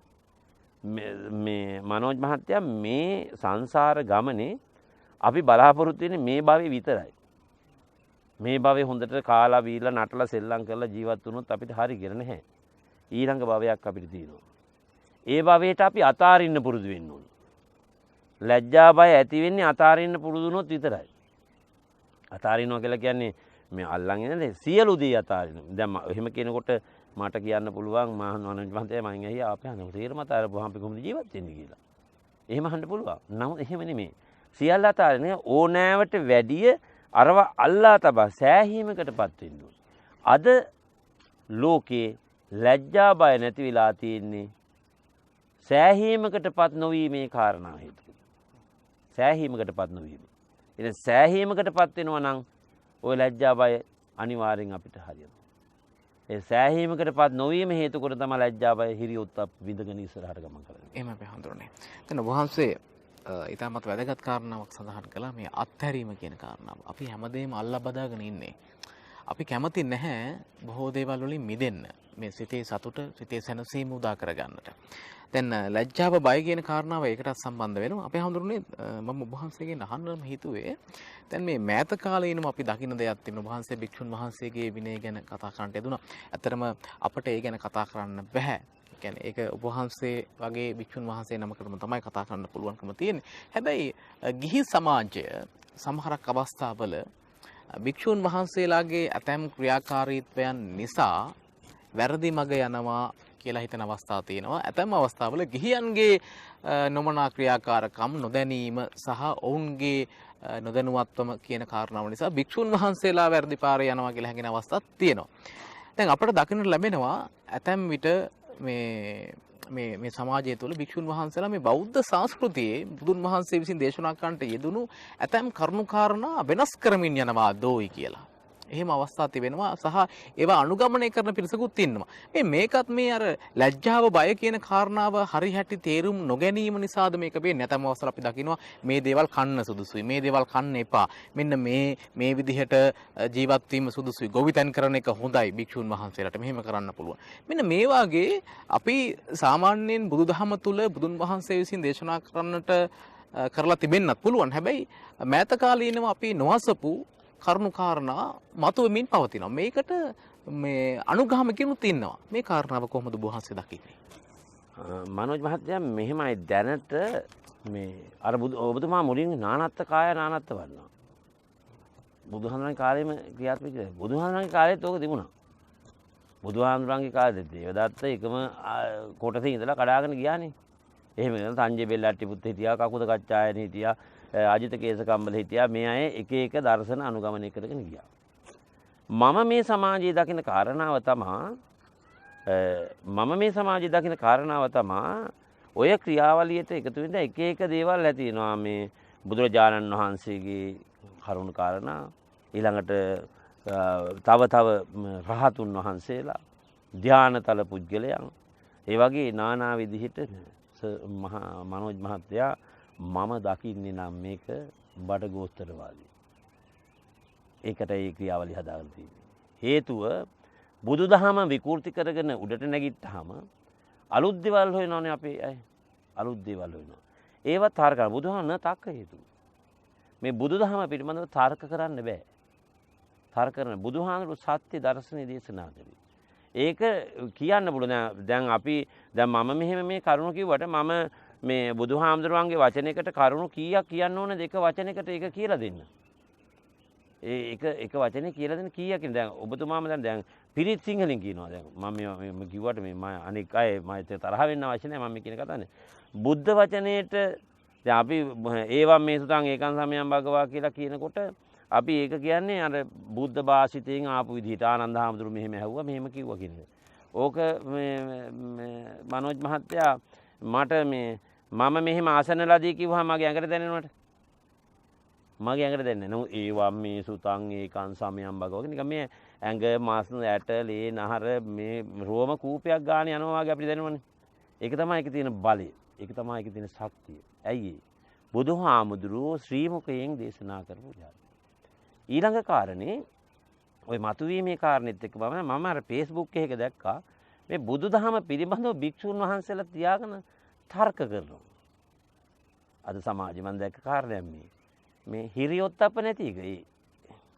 මොකද මම දැක්කා මේ හොඳ ප්‍රබුද්ධ කෙනෙකුත් මේ බොහොම භික්ෂුවගේ නම් කියලා මෙහෙමයි අර එහෙමයි කියලා මහා මේ දීන විදිහට එහෙම නෙමෙයි.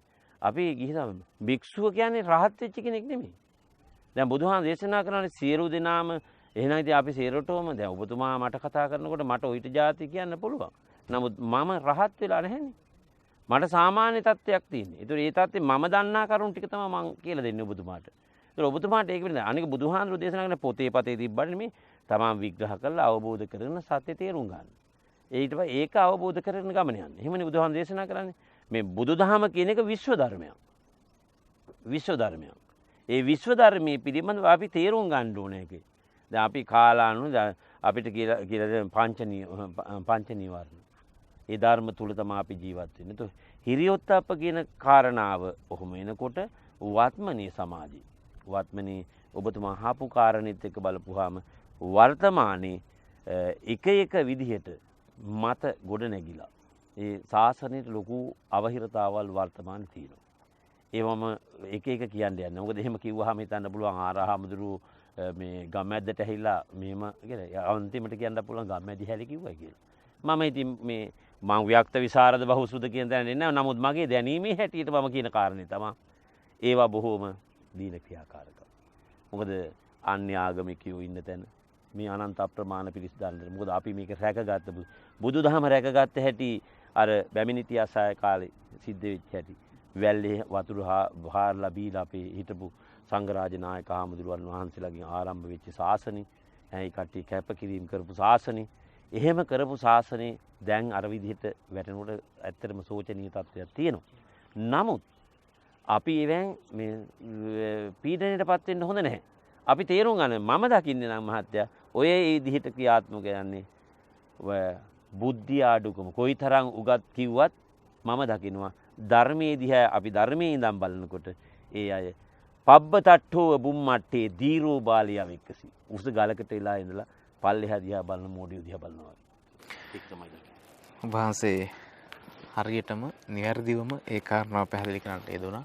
බුදුදහම කියලා කියන්නේ අකාලිකයි, විවෘත දහමක්. Taman තුලින් දහම දකින්නට උත්සාහ කිරීම තුළ හරි වැරද්ද හරියට තේරුම් ගැනීමට හැකියාවක් තිබෙනවා. ඒක ගිහි පැවදි දෙපාර්ශවයටම පොදු කාරණාවක්. අපි සූදානම් ගම්මද දම්සපින් තවත් කෙටි විරාමයක් ලබා ගන්නට. ගම්මැද්ද දම්සවිය බෝසත් ගුණැති මිනිසත් සමාජයකට ගම්මැද්ද දම්සවිය බෝසත් ගුණැති මිනිසත් සමාජයකට. ඔබ නැවතත් ගම්මැද්ද දම්සවිය සමග අපේ හඳුරන්නේ අපේ කතා කරමින් හිටියේ වර්තමාන සමාජය තුළ මේ ගිහි වගේම පැවදි පාර්ශවයට මේ හිරි සහ උත්තප්ප පව කරන්න තියෙන බිය සහ ලැජ්ජාව කොයිතරම් දුරකට අපි ඒක අපේ ජීවිතවලට බද්ධ කරගෙන තිබෙනවද කියන කාරණාව. අපි කෙනෙක් හිතන්නට පුළුවන් මේ ඇයි අඩුපාඩුම කතා කරන්නේ, ඇයි මේ ප්‍රශ්නම කතා කරන්නේ කියලා. අපේ හඳුරන්නේ අපේ ප්‍රශ්නයක් තියෙන තැන ඒ ප්‍රශ්නේ කතා කළ යුතු වෙනවා. අඩුපාඩුවක් තියෙන තැන අඩුපාඩුව කතා කළ යුතු වෙනවා. මොකද ඒක අපි निराකරණය කරගත යුතුයි.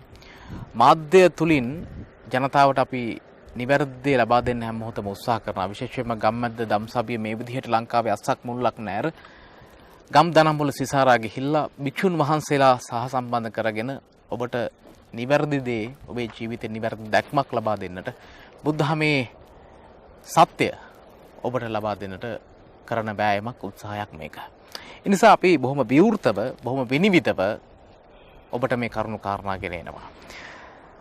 පව් කරන්න තියෙන ලැජ්ජාව සහ බිය අපේ හාමුදුරනේ වර්තමාන සමාජය තුල අපි දැක්කම මීට කලිනුත් මීට පෙරත් අපේ සමාජ සංස්කෘතික ක්‍රමවේදයත් එක්ක අපිට තිබෙනවා යම්කිසි ශික්ෂණයක්.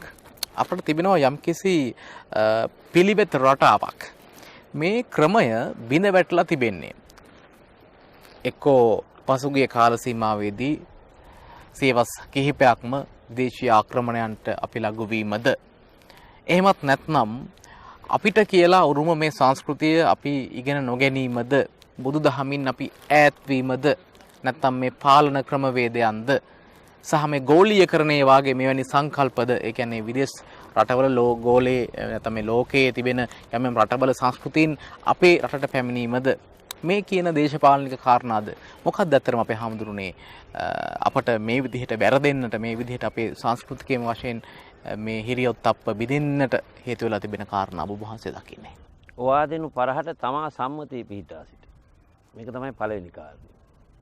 අද අපිට අවවාද අනුශාසනා කරන ක්‍රියාකාරියක් තුළ අපේ රටේ මේ හිරියොත්ප්ප බිඳීමේ මූලික ක්‍රියාවලියේ අපිට කියන්න සිද්ධ වෙලා තියෙනවා නීතිය පිළිබඳ.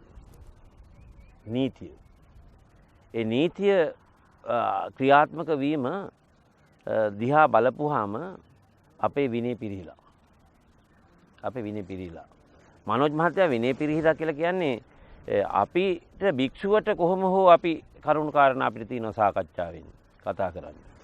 අපි ඒව කතා බහ කරනවා. අපේ නායක හාමුදුරුවෝ එහෙම එකතු වෙලා අපි ඒ කටයුතු කරනවා. එදාර සප්තාපරිහානි ධර්මවල කියන්නේ නිතර රැස්වීම, නිතර සාකච්ඡා කිරීම, සමගි රැස්වීම, සමගි විසිරෑම, කුලකතුන් ආරක්ෂා කිරීම ඔය සේරෝම ඔය හිරියොත්ප්පත් එක්ක නෙමෙයි. ඉතින් මං මේ වෙලාව මතක් කරනවා හිරියොත්ප්ප ඉස්සර වෙලාම රටක ප්‍රධානියට තියෙනවා. ලැජ්ජාවයි. පවට ඇති ලැජ්ජාව හා පවට ඇති බය. ඒතකොට රාජා බවතු ධම්මිකෝ. රජුරු ධාර්මිකෙක් බවට පත්.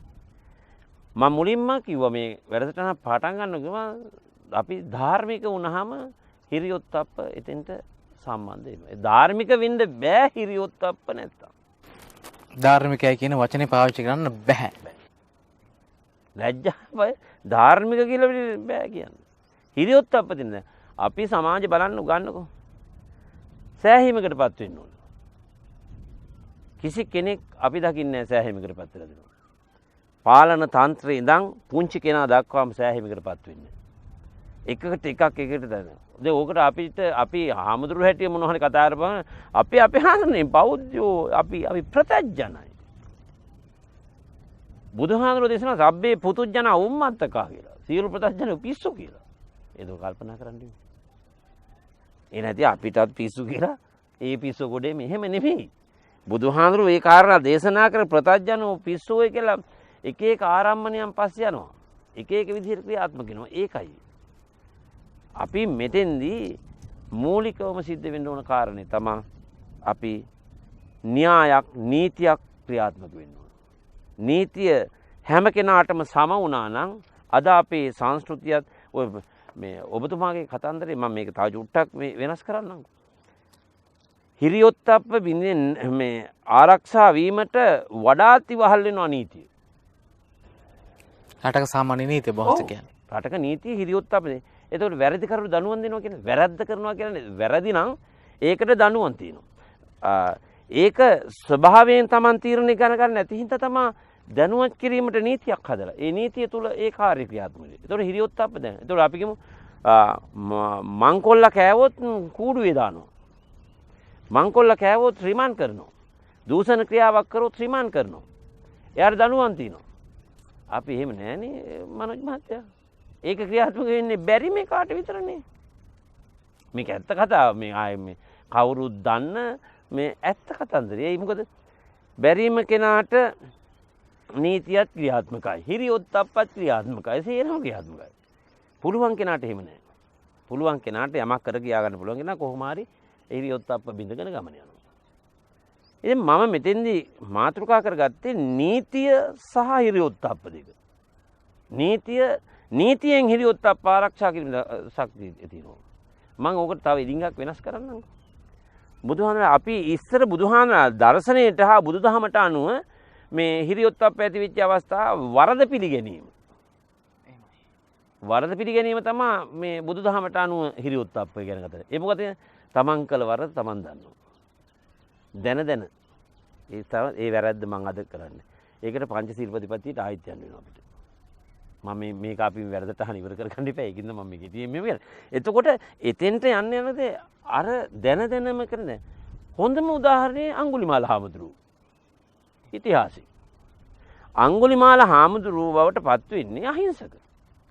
අහිංසක ක්‍රියාවලිය සතර දමනු කියලා කියනවා. මෙහෙම ආයුධ දිලිසුණා මේ පුදුම අනිවාර්ය විනාශයක් කරනවා. පස්සේ මේ මන්තානි බැමිණියයි අර බමුණයි දෙන්න මොකද කරන්නේ? මෙයා හොඳන දුන්නා ඕන් හිරියොත්ප්ප ඇති කරන හොඳ සුවිසි දැන් අර මං අපි මුලින්ම කතා කරන්නේ දෙමව්පියෝ හදන්න ඕන මේ චර්යාපදිද මන්තානි බැමිණියයි මේ බාරග බමුණයි දෙන්න පුතා හදාගන්න හැදී මොකද තිබ්බ නම අහිංසක මේක අඟුලිමාලයා වෙන හින්දා තිබ්බ නම අහිංසක නම කියවපුවහම මම අහිංසකගේ නම අහිංසකනේ ඉතින් අහිංසකට බෑනේ මොකක්වත් කරන්න මේ මනෝජ් මහත්තයා ඒක වැරදි වැඩක් අහිංසකට කරන්න බෑ බලන්නකෝ එතනම හිරියොත්ප්ප පිළිබඳව යථාර්ථය හදලා නෑ අම්මා තාත්තා නේද ඒ කාරණේම දිගට අරගෙන ඇහිලා මෙයා ගුරුවරයාගේ කාල සීමාවේදී හිරියොත්ප්ප බිඳ ගන්නවා ඒ ගුරු පූජාව සිද්ධ කරන්න හිටියද දැන් මේක අපිට හොඳ වටිනා කාරණයක් මොකද මේක ආදර්ශයට ගත්තොත් මේ සමාජයේ හැම කෙනාටම නොමග අම්මා තාත්තා හැදුවත් මගට එනකොට වෙනස් කරනවා සමාජය එතකොට මගට එනකොට වෙනස් කරපුවාම ඒ වෙනස් කරන පුද්ගලයෝ දැන් කියනවා ගුරුවරු වෙනස් කරනවා ස්වාමිදීනි වෙනස් කරනවා එයා පාලකයෝ වෙනස් කරනවා එහෙම නැත්නම් ඇමතිලා മന്ത്രിලා ජනාධිපතිලා එහෙම රටක ඉන්න ප්‍රධානියෝ වෙනස් කරනවා ඊළඟ විද්වතුන් වෙනස් කරනවා ඒ වෙනස් කරන්නේ මොකද ඒ අයගේ සේවාවන් සහ ඒ අයගේ ලාභ ප්‍රයෝජන බලාපොරොත්තු වෙයි අහිංසක අඟුලිමාලයක් කරන්නේ මොකද දිසාපාමොක් ඇදුරුතුමා මේ කවුද එයාගේ ආචාර්යවරයාගේ අවශ්‍යතාවයන් සපුරා ගන්න තමයි අඟුලිමාලී කරන්නේ. මේක බොහොම වටිනවා. අද වර්තමාන දිහා බලපුවම මොකද තේරෙන්නේ වැඩි. මොකද හේතුව දැන් අපේ රටේත් ඕක වෙලා නැද්ද? මේක වෙනවා. අදත් වෙනවා. ඉතින් අඟුලිමාල කතාවම අපිට අද අර්ථවත් හිරියොත්ප්ප වලට. හිරියොත්ප්ප රැකගෙන නිවන් යන්න කිව්වට අපිට යන්න හරි අමාරුයිනේ. අම්මා තාත්තා හදලා සමාජයට දෙනවා හිරියොත්ප්ප ඇති දරුවෙක්. සමාජ ඉගෙන ගන්න කාල සීමාව අපි පුංචි දුවා පුතාලා දැන් වර්තමාන ඉගෙන ගන්න ඕනේ. ඉගෙන ගන්නකොට පාසලට ගියාම හිරියොත්ප්ප බිඳිනවා. රැකියා තැනට ගියාම හිරියොත්ප්ප බිඳිනවා. කැම්පස් එකට ගියාම හිරියොත්ප්ප බිඳිනවා. නේද? ඒතකොට ඒ කාර්ය ක්‍රියාත්මක. ඒතකොට සමාජ ධර්මීනුත් බේරින්න වෙනවා හිරියොත්ප්ප බිඳිනේ හිරියොත්ප්ප රැක ගන්න. ඒතකොට අඟුලිමාල ඊට පස්සේ හිරියොත්ප්ප ආයෙ හදා ගන්න ඕනේ. දැන් හදා ගන්නවා. දැන් මම මේ කියන්නේ තම මේ බලන් ඉන්න උදවියත් අහගෙන ඉන්න උදවියත් ඉන්නවනම් ඒ කට්ටියගෙත් ඔය හිරියොත්ප්ප නැති වෙලා ගිහිල්ලා තියෙන්නේ. දැන් හදා ගන්න කාලේ උදා. මං දිසාවටම නැවත හැරෙන්න කාලේ උදා. ඒක තමයි බුදුහාමුදුරුවෝ අඟුලිමාලගේ කතන්දරෙන් අපිට උගන්වන කතාව.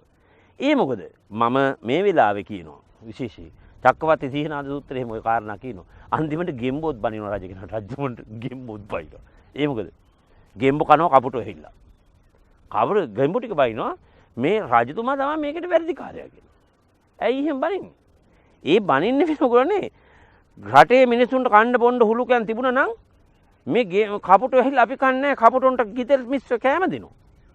උන්ට ඒව කන්න දෙතින් තමයි අපි මරන් කන්නේ මේ. කවුද? ගෙම්බු. පිළේ ඉන්න ගෙම්බු. ඉතින් ආන් ඒ සමාජය අද ගොඩනේ කියලා. ඒ මොකද? හිරියොත්ප්ප බිඳීමේ හේතුව. ඊළඟ කාරණේ තමයි දැන් අඟුලිමාල හාමුදුරුවෝ 999ක් මිනී මරලත් රහත්භාවයට පත් වෙලා අදත් අපි අඟුලිමාල පිරිත කියනවා. යතුහම් බගිනී අරියාච ඉතින් මේ පිරිත ඉපදෙන්නේ අපි අඟුලිමාල අහගෙන. මැරෙන්නේ අනිච්චා සංඛාර කියලානේ. එහෙම තමයි මැරෙන්නේ. එතකොට අඟුලිමාල පිරිතෙන් අපිට කියා දෙන කතන්දරේ හිරියොත්ප්ප ආරක්ෂා කර ගැනීමට ඊටාම යථාර්ථයක් පසක් කරනවා. එතන ඉඳන් ලැජ්ජා බය නැතුව හැදුණා නම් මම මතක් කරන්නේ ඔය අඟුලිමාල කතන්දරය ගත පස්සේ නැති වෙච්ච ලැජ්ජා බය ටික අයින් කරලා දැන් මෙතනින් ඉස්සරහට ලැජ්ජා බය හදාගෙන හැසිරුණොත් රහත් වුණා වගේ තමයි. උපනූපං භවයකදී පවා එහි යථාර්ථය පසක් කරන්නට අවස්ථාව හැදෙනවා. මං ඒ නිසා මේ රටේ ඉන්න පාලකයන්ට පාලිතයොන්ට අනික් හැම දිනාටම මතක් කරනවා පහුගිය කුණු කන්දල් තිබිච්ච සේරම අයින් කරලා දාලා ඒ විච්චි වැරදි නතර කරලා මෙතනින් එහාට හොඳ තැනකට යන්න වැඩපිළිවෙලක් හදාගත්තොත් හිරියොත්ප්ප හදාගත්තොත් මෙතනින් ඉස්සරහට මට ලැජ්ජාව මට බය මේ රටේ හැම තැනම තියෙන්නේ සෑහීමකටපත් නොවීම. අපේ හඳුනන්නේ ඔබ වහන්සේ මේ සාකච්ඡාවේදී හොඳම තැනකට ආවේ මම මෙහෙම කිව්වොත් දැන් අපට අපසු හැරෙන්නට පුළුවන් අපට කාලය තිබෙනවා. අපි අතින් වැරද්දක් වුණාම අපි අතින් අපටම තේරෙනවා මේක තේරුමක් නැහැ. අපි අතින් වැරද්දක් වුණේ ලැජ්ජා විය යුතු කාරණාවක් මේක. අපි ඇත්තටම බිය විය යුතු කාරණාවක් මේක. එහෙම තියෙද්දිනොත් අපි නැවත මේ කාරණාව කරනවා. දැන් අපි කිව්වොත් අපි දකිනවා අපි ගොඩක් වෙලාවට පෙන්වලා දෙනවා ඔබ වහන්සේලා වෙන්න පුළුවන් මාධ්‍යෙන් වෙන්න පුළුවන් තවත් උගත් බුද්ධිමතුන් වෙන්න පුළුවන් මේ කාරණා වැරදි. සතුන් මැරීම වැරදි වෙන්න පුළුවන් පාරිසරික හානි සිදු කිරීම වැරදි වෙන්න කියන්න පුළුවන් මේ විදිහේ සමාජ සංස්ථාවට පුද්ගල ජීවිතයට බලපාන මේ කරුණු කාරණා මේවා කරන්න එපා මේවා හොඳ නැහැ කියන කාරණාවන් අපි කියනවා. ඒ වැරදි කරන අයට දැනුමකුත් තියෙනවා අවබෝධයකුත් තියෙනවා මේක වැරදි කියලා අවබෝධයකුත් තියෙනවා සමාජය පිළිගත්ත අය දැන මේ කරන වැරද්ද දැන මේ වැරදි කිරීම කොයි විදිහටද අපට බලපාන්නේ මේක නතර කරන්න බැරිද ඇයි මේ දැන මේ දේවල් කරන්නේ සමාජයේ පිළිගත්ත උදවිය සමාජයේ පාලනය කරන අය සමාජයේ වැදගත්යි සම්මත පිරිස මේ ක්‍රමය මෙහෙම ගියොත් අපට කියලා සමාජයක් අපට කියලා සංස්කෘතියක් අපට කියලා රටක් අපට කියලා දහමක් ඉතුරු වෙයි. මනෝජ් මහත්මයාගේ බොහොම වැදගත් කාරණයක් එතෙන්ට ආවේ. දැන මේ කාරණේ දිහා බලලා අපි කවුරු කිව්වත් ඔකට අපේ ගමේ භාෂාවෙන් මම කියන්නේ බීරි අලින්ට වීණා ගාන්නාසේ.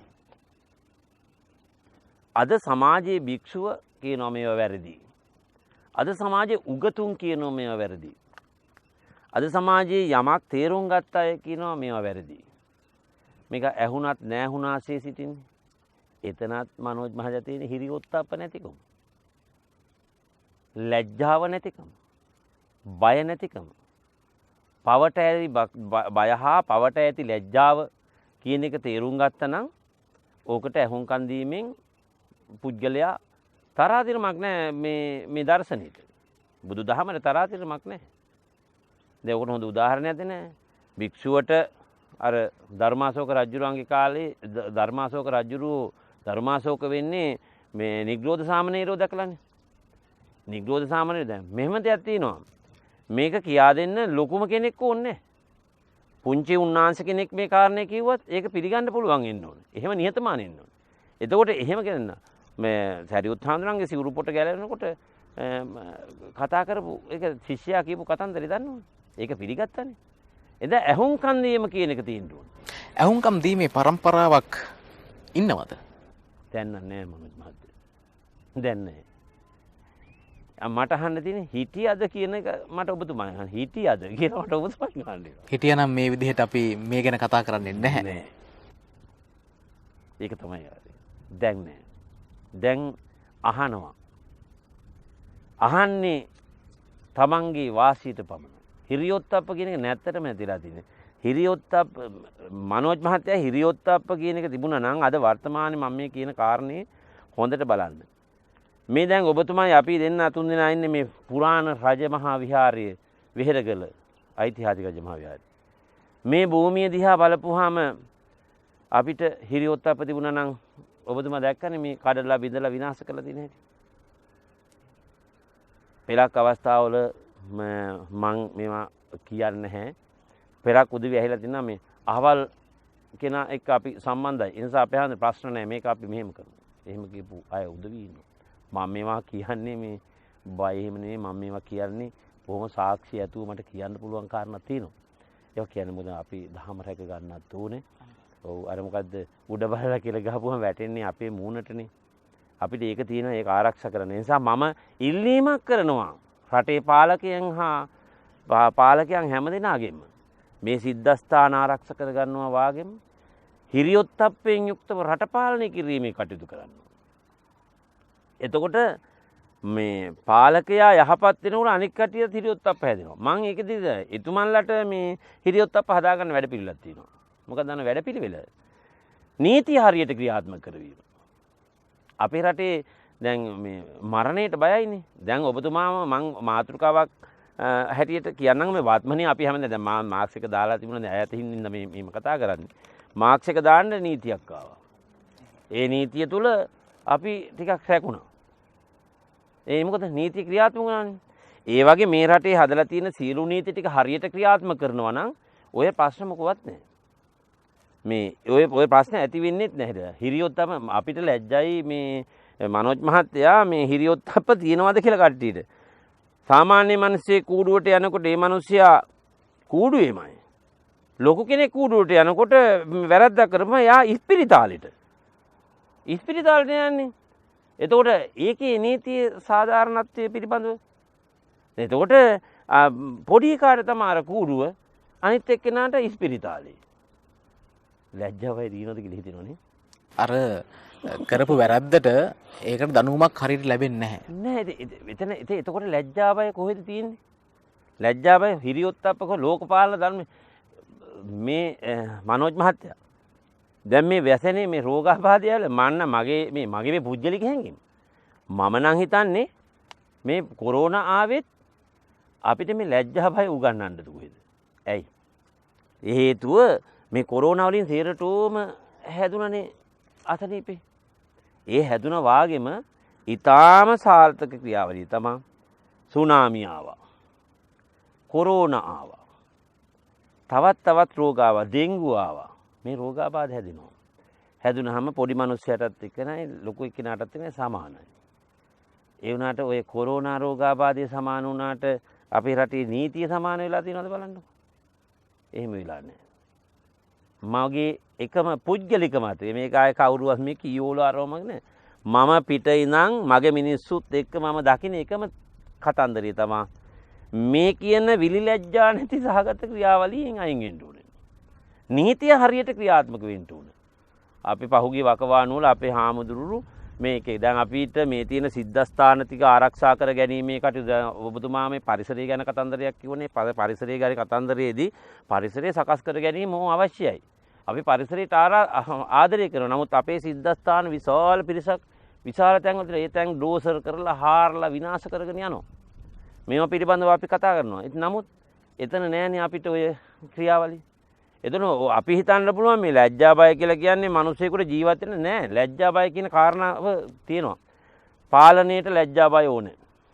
ඊළඟට කන බොන අඳින පළඳින ඉන්න හිටින්න ජීවත් වෙන සමාජයට යන ගමන බිමට සමස්ත මනුස්ස සත්වයාගේ සකල විද ක්‍රියාකාරකම් කෙසේද යත් ඒ හැම එකකටම ලැජ්ජා බව අවශ්‍යයි. ඒ ලැජ්ජා බය ධාර්මිකව හදවතේ අපි ශික්ෂණයක් හදනවා. ඒ ශික්ෂණය තුළ අපි හැදෙන්නේ ආගමික දහමට නැඹුරු වෙලා. ඒ ආගමික දහමට නැඹුරු වීම තුළ හදාගන්න ශික්ෂණයේ ලැජ්ජා බය හැදෙනවා අභ්‍යන්තරිකව. බාහිරව තියෙන ලැජ්ජා බය ටික සකස් කිරීමේ ක්‍රියාවලිය ක්‍රියාත්මක කළ යුත්තේ නීතිය මගින්මයි. මම අපේ හැමදෙරගෙන් මෙහෙම ඇහුවොත් දැන් බාහිරව පුද්ගලයන්ගේ ක්‍රියාකාරකම් පාලනය කරන්නට රජයක් තියෙනවා, ආණ්ඩුවක් තිබෙනවා, නීතියක් තිබෙනවා. මේ නීතිය ඒ විදිහට එහෙම පාලනය වෙද්දී ආධ්‍යාත්මික ගුණ වගාව ආධ්‍යාත්මය පාලනය කිරීම සඳහා දහමක් තිබෙනවා. මේ නීතිය සහ රටේ සාමාන්‍ය නීතිය සහ බුදු දහම නැත්නම් අපි කියමු වෙනත් දහමක් කියලා. මේ දහම දෙක වෙනත් ගමනක් යන්නේ කියලා හිතුවොත් බුදු දහම වෙනම පාරක් යනවා. හැබැයි රටේ සාමාන්‍ය නීතිය වෙනම ගමනක් යනවා. මේ නිසාද අපට මේ සමාජයේ මේ විදිහට වියවුල් වෙලා තිබෙන්නේ. නැත්නම් දහමයි නීතියයි මේ කියන කරුණු කාරණා සම්මිශ්‍රණයකට ඇවිල්ලා මේක හරිතැනක පිහිටවල අපි සාකච්ඡාවට බඳුන් කරොත් මේකට මීට වඩා අපට ප්‍රතිඵල ලබා ගන්න බැරිද? බොහොම වටිනවා ඒක. ඔබතුමා කියන කාරණේට දස රාජ ධර්ම, දස සක්විති වත්, සප්ත අපරිහාන ධර්ම,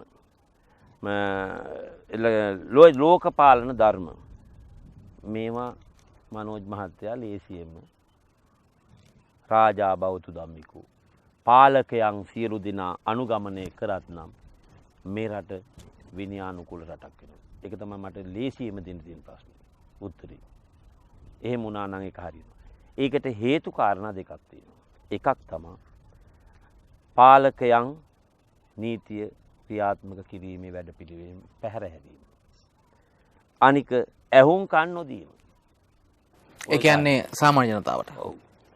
දැන් මම ඔබතුමාට කාරණයක් කියන්නම්.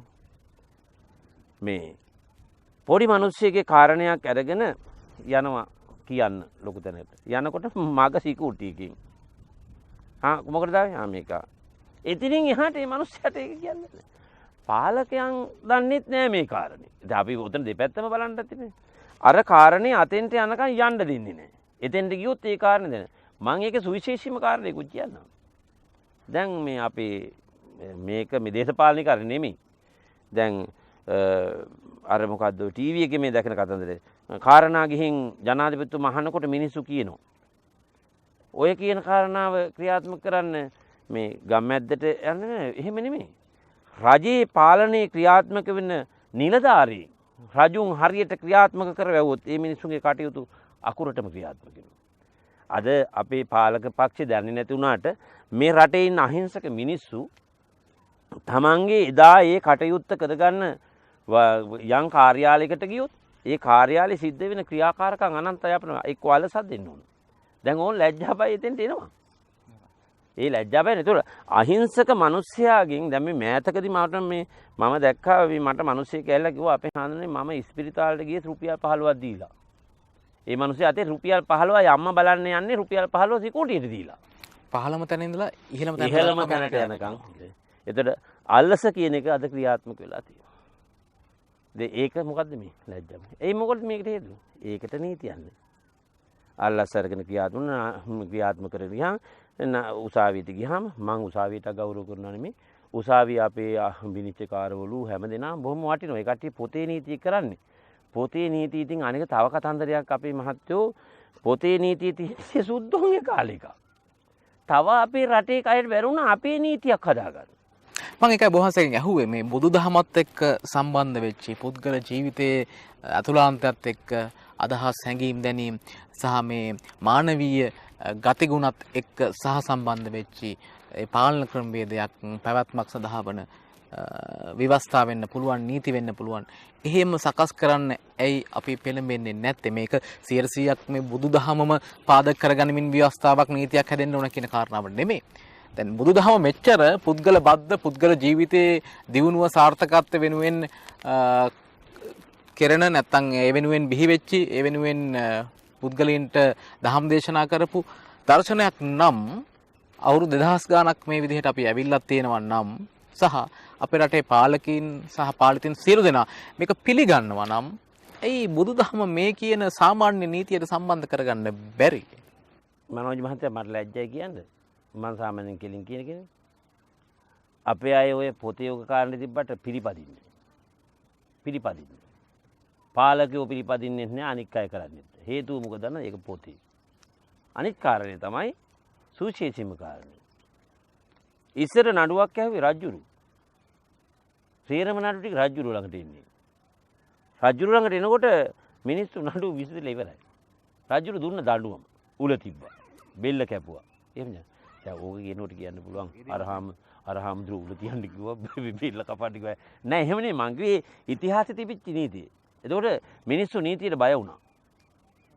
ඉලාර රජුරුවන්ගේ කතන්දරය ඔබතුමා දන්නේ පුතා මේ ගවයෙක් යට කරා කියලා ඒ කතාව අහලා තියෙනවා. එතකොට බලන්න මොනතරම් සාධාරණීකරණයක් තිබිලා තියෙනවද? රාජා බෞද්ධමිකෝ. ඉතින් අපි ඒතන ඉඳන් කල්පනා කරොත් එහෙම අපිට දකින්න තියෙන කාරණා ටික බොහොම අල්පයි. මම අවංගව කියන්න කනගාටුයි. සහ කියන්න ලැජ්ජයි. බෞද්ධ භික්ෂුවක් හැටියට බෞද්ධ රටේ මේ සිද්ධ වෙන සිදුවීම් ටික දිහා බලපුවාම ඒක කියන්න මට ලැජ්ජයි. මම එතන තමයි. මම ඒකට දෙන උත්තරෙත් ඒකයි. මම ඒ නිසා ඔබතුමාට මතක් කරනවා. දැන් අර කියපු විදිහට අපි හදාගන්න බැයිද? පුළුවන්. දැන් එක වෙලාවකදී කියන්න පුළුවන් මේ අපිට මේ අනික අන්‍ය ආගමික මහත්වරු මේ පූජකතුමන්ලා කියන්න පුළුවන් මේක මෙහෙමද නෑ බුදුහාඳුරු ආගමික සහජීවනය තුළ කටයුතු ක්‍රියාත්මක කරනවා. දැන් බුදුදහම විතරක් නෙමෙයි සෙසු ආගම්වලත් ඒ කියන කරුණු කාරණා සියල්ල එකට එකතු කරලා එතකොට කරනම නම් මේක කරන්න පුළුවන්. ඔව්. එතකොට ඒ ආගමික සහජීවනයත් එක්ක මොන තරම් හොඳට ගියහැද්ද? දැන් ඒ කිසිම කෙනෙකුගේ දේවල් වලට ඇහුම්කන් දීමක් තිබේද? අපි ඒකනේ දකින්න තියෙන්නේ. එහෙනම් මම මේ වෙලාවේ මතක් කරන්න අපි හැම දවසේම අහිංසක මේ අපේ මේ දායක දායිකාවෝ ඊළඟට අන්‍ය ආගම්වල පූජකතුමන්ලා ඒ තමයි ළඟම සම්බන්ධකම් තියෙන්නේ. ඒ ළඟම සම්බන්ධකම් තියෙන අය ඔය හැම දිනම ඔය හැම දුක් ගැනවිල කියන කෙනෙක්ගේ වේදනාව දන්නවා. නමුත් ඒ අයට මේ කියන කාරණා ඇවිල්ලා කිව්වට ඒකේ පළක් නැති වෙලා තියෙනවා. ඒ නිසා මම ඉල්ලීමක් කරනවා මේ අවස්ථාවද මේ ගම්මැද්ද වැඩසටහනේ පාලකයන් හැම දිනම ඇහුම්කන් දීම කියන එක කරන්න. ඇහුම්කන් දීම. නිකන් අපි කියවනට කියනවා නේද ඔයවා මේ මෙහෙම එහෙම නෙමෙයි. ඒ දැන් මම ඒකෙදි දකින්න කාරණා මේ පක්ෂග්‍රාහී වෙලානේ මේ වෙන්නේ ඇහුම්කන් දෙනවා. යමක් කිව්වොත් යා මෙහෙම කෙනෙක්. එහෙම බෑ. වැරද්දක් හෝ යහපතක් හෝ ඕම දෙයක් ඇහුම්කන් දීලා ඒක තේරුම් ගන්න. මේ ඒක අර කිව්ව හින්දා මෙහෙම වෙන්න එහෙම වෙන්නත් හොඳ නැහැ. Taman තීරුම් අරගෙන ඒකට හරිලා යම් කාර්යයක් තමන්ගේ බුද්ධියෙන් තීන්දුව කරලා ක්‍රියාත්මක වුණොත් අපිට ගමනක් යන්න පුළුවන්. හැබැයි ඒක කරන්නත් හිරියොත්ප්ප තියෙනවා. දැන් මෙච්චර මම මේ හිරියොත්ප්ප ගැන කතා කරලත් මේ මහද්දියෙන් මේ ටික අහගෙන ඉන්න උදවියට හිරියොත්ප්ප අහවුවොත් තියද කියලා අන්තිමට පස්සේ ඊළඟ දවසේ මට අහන්න පුළුවන්. මම මේ කිව්වේ ඇත්තටම සුද්ධ සිංහලේ මේක අනික මේක මම එක පාලි භාෂාවක් මම ගොඩක් පාලි කතා කරේ නෑනේ. මම බොහොම ලිහිල් භාෂාවෙන් ගම්මැද්දනේ ඉතින් ගම්මැද්ද ඉතින් අපි ගැමියු හැටියට මේ කාරණා මම ඔබතුමත් එක්ක මේ සාකච්ඡා කරනවා. එහෙනම් මම ඉල්ලීමක් කරනවා අපේ තුනුරුවන්ගේ ආශිර්වාදී පාලකයන්ට හා පාලිතයන් වන අපි දෙගොල්ලටම බොහොම සාර්ථකව ලැජ්ජා බය ඇති වේවා. ලැජ්ජා බය අවබෝධයක්ම ලැබේවා. ලැජ්ජාව බය කියලා කියන්නේ හැම එකටම මූලික විය යුතු කාරණා. ලෝක පාලන ධර්මයේ යන්නේ අදහස් කරන්නේ අපි පාලනය කරන්නේ රජු. ලෝකේ පාලනය කරන්නේ ඒ කට්ටිය. හේරම අපේ රටට ලැජ්ජා බය ඇති වේවා කියන පාලක.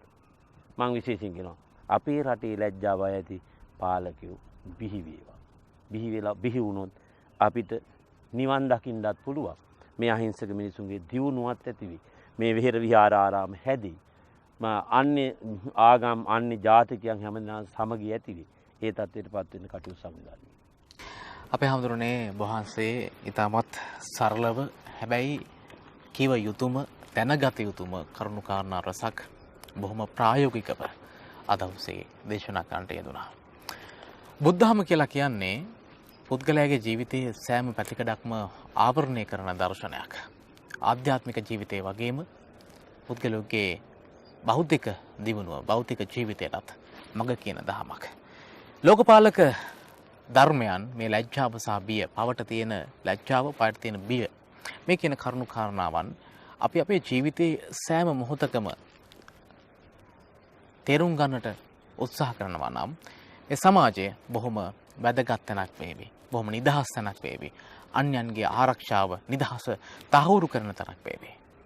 වසර 2600 ගණන් අපට මෙහි වැඩි ඉතිහාසයක් තිබෙනවා. අපි බෞද්ධයින් අපි බෞද්ධකම එක්ක ජීවිත ගත කරන මිනිස්සු කියලා නම් දෙඩුවට සැබෑවටම අපි බෞද්ධයෙන්ද කියන කාරණාව අපි අපෙන්ම විමසා ගත යුතුව තිබෙනවා. එහෙනම් මෙවැනි දහම් කරුණු මෙවැනි ජීවිතාදර්ශයන් ජීවිතයට එකතු කරගෙන ලේ ඇටමස් නහර මිදුළු වලට බද්ධ කරගෙන අපි අපේ ජීවිතය සාර්ථක කර ගැනීමට අවශ්‍යයි.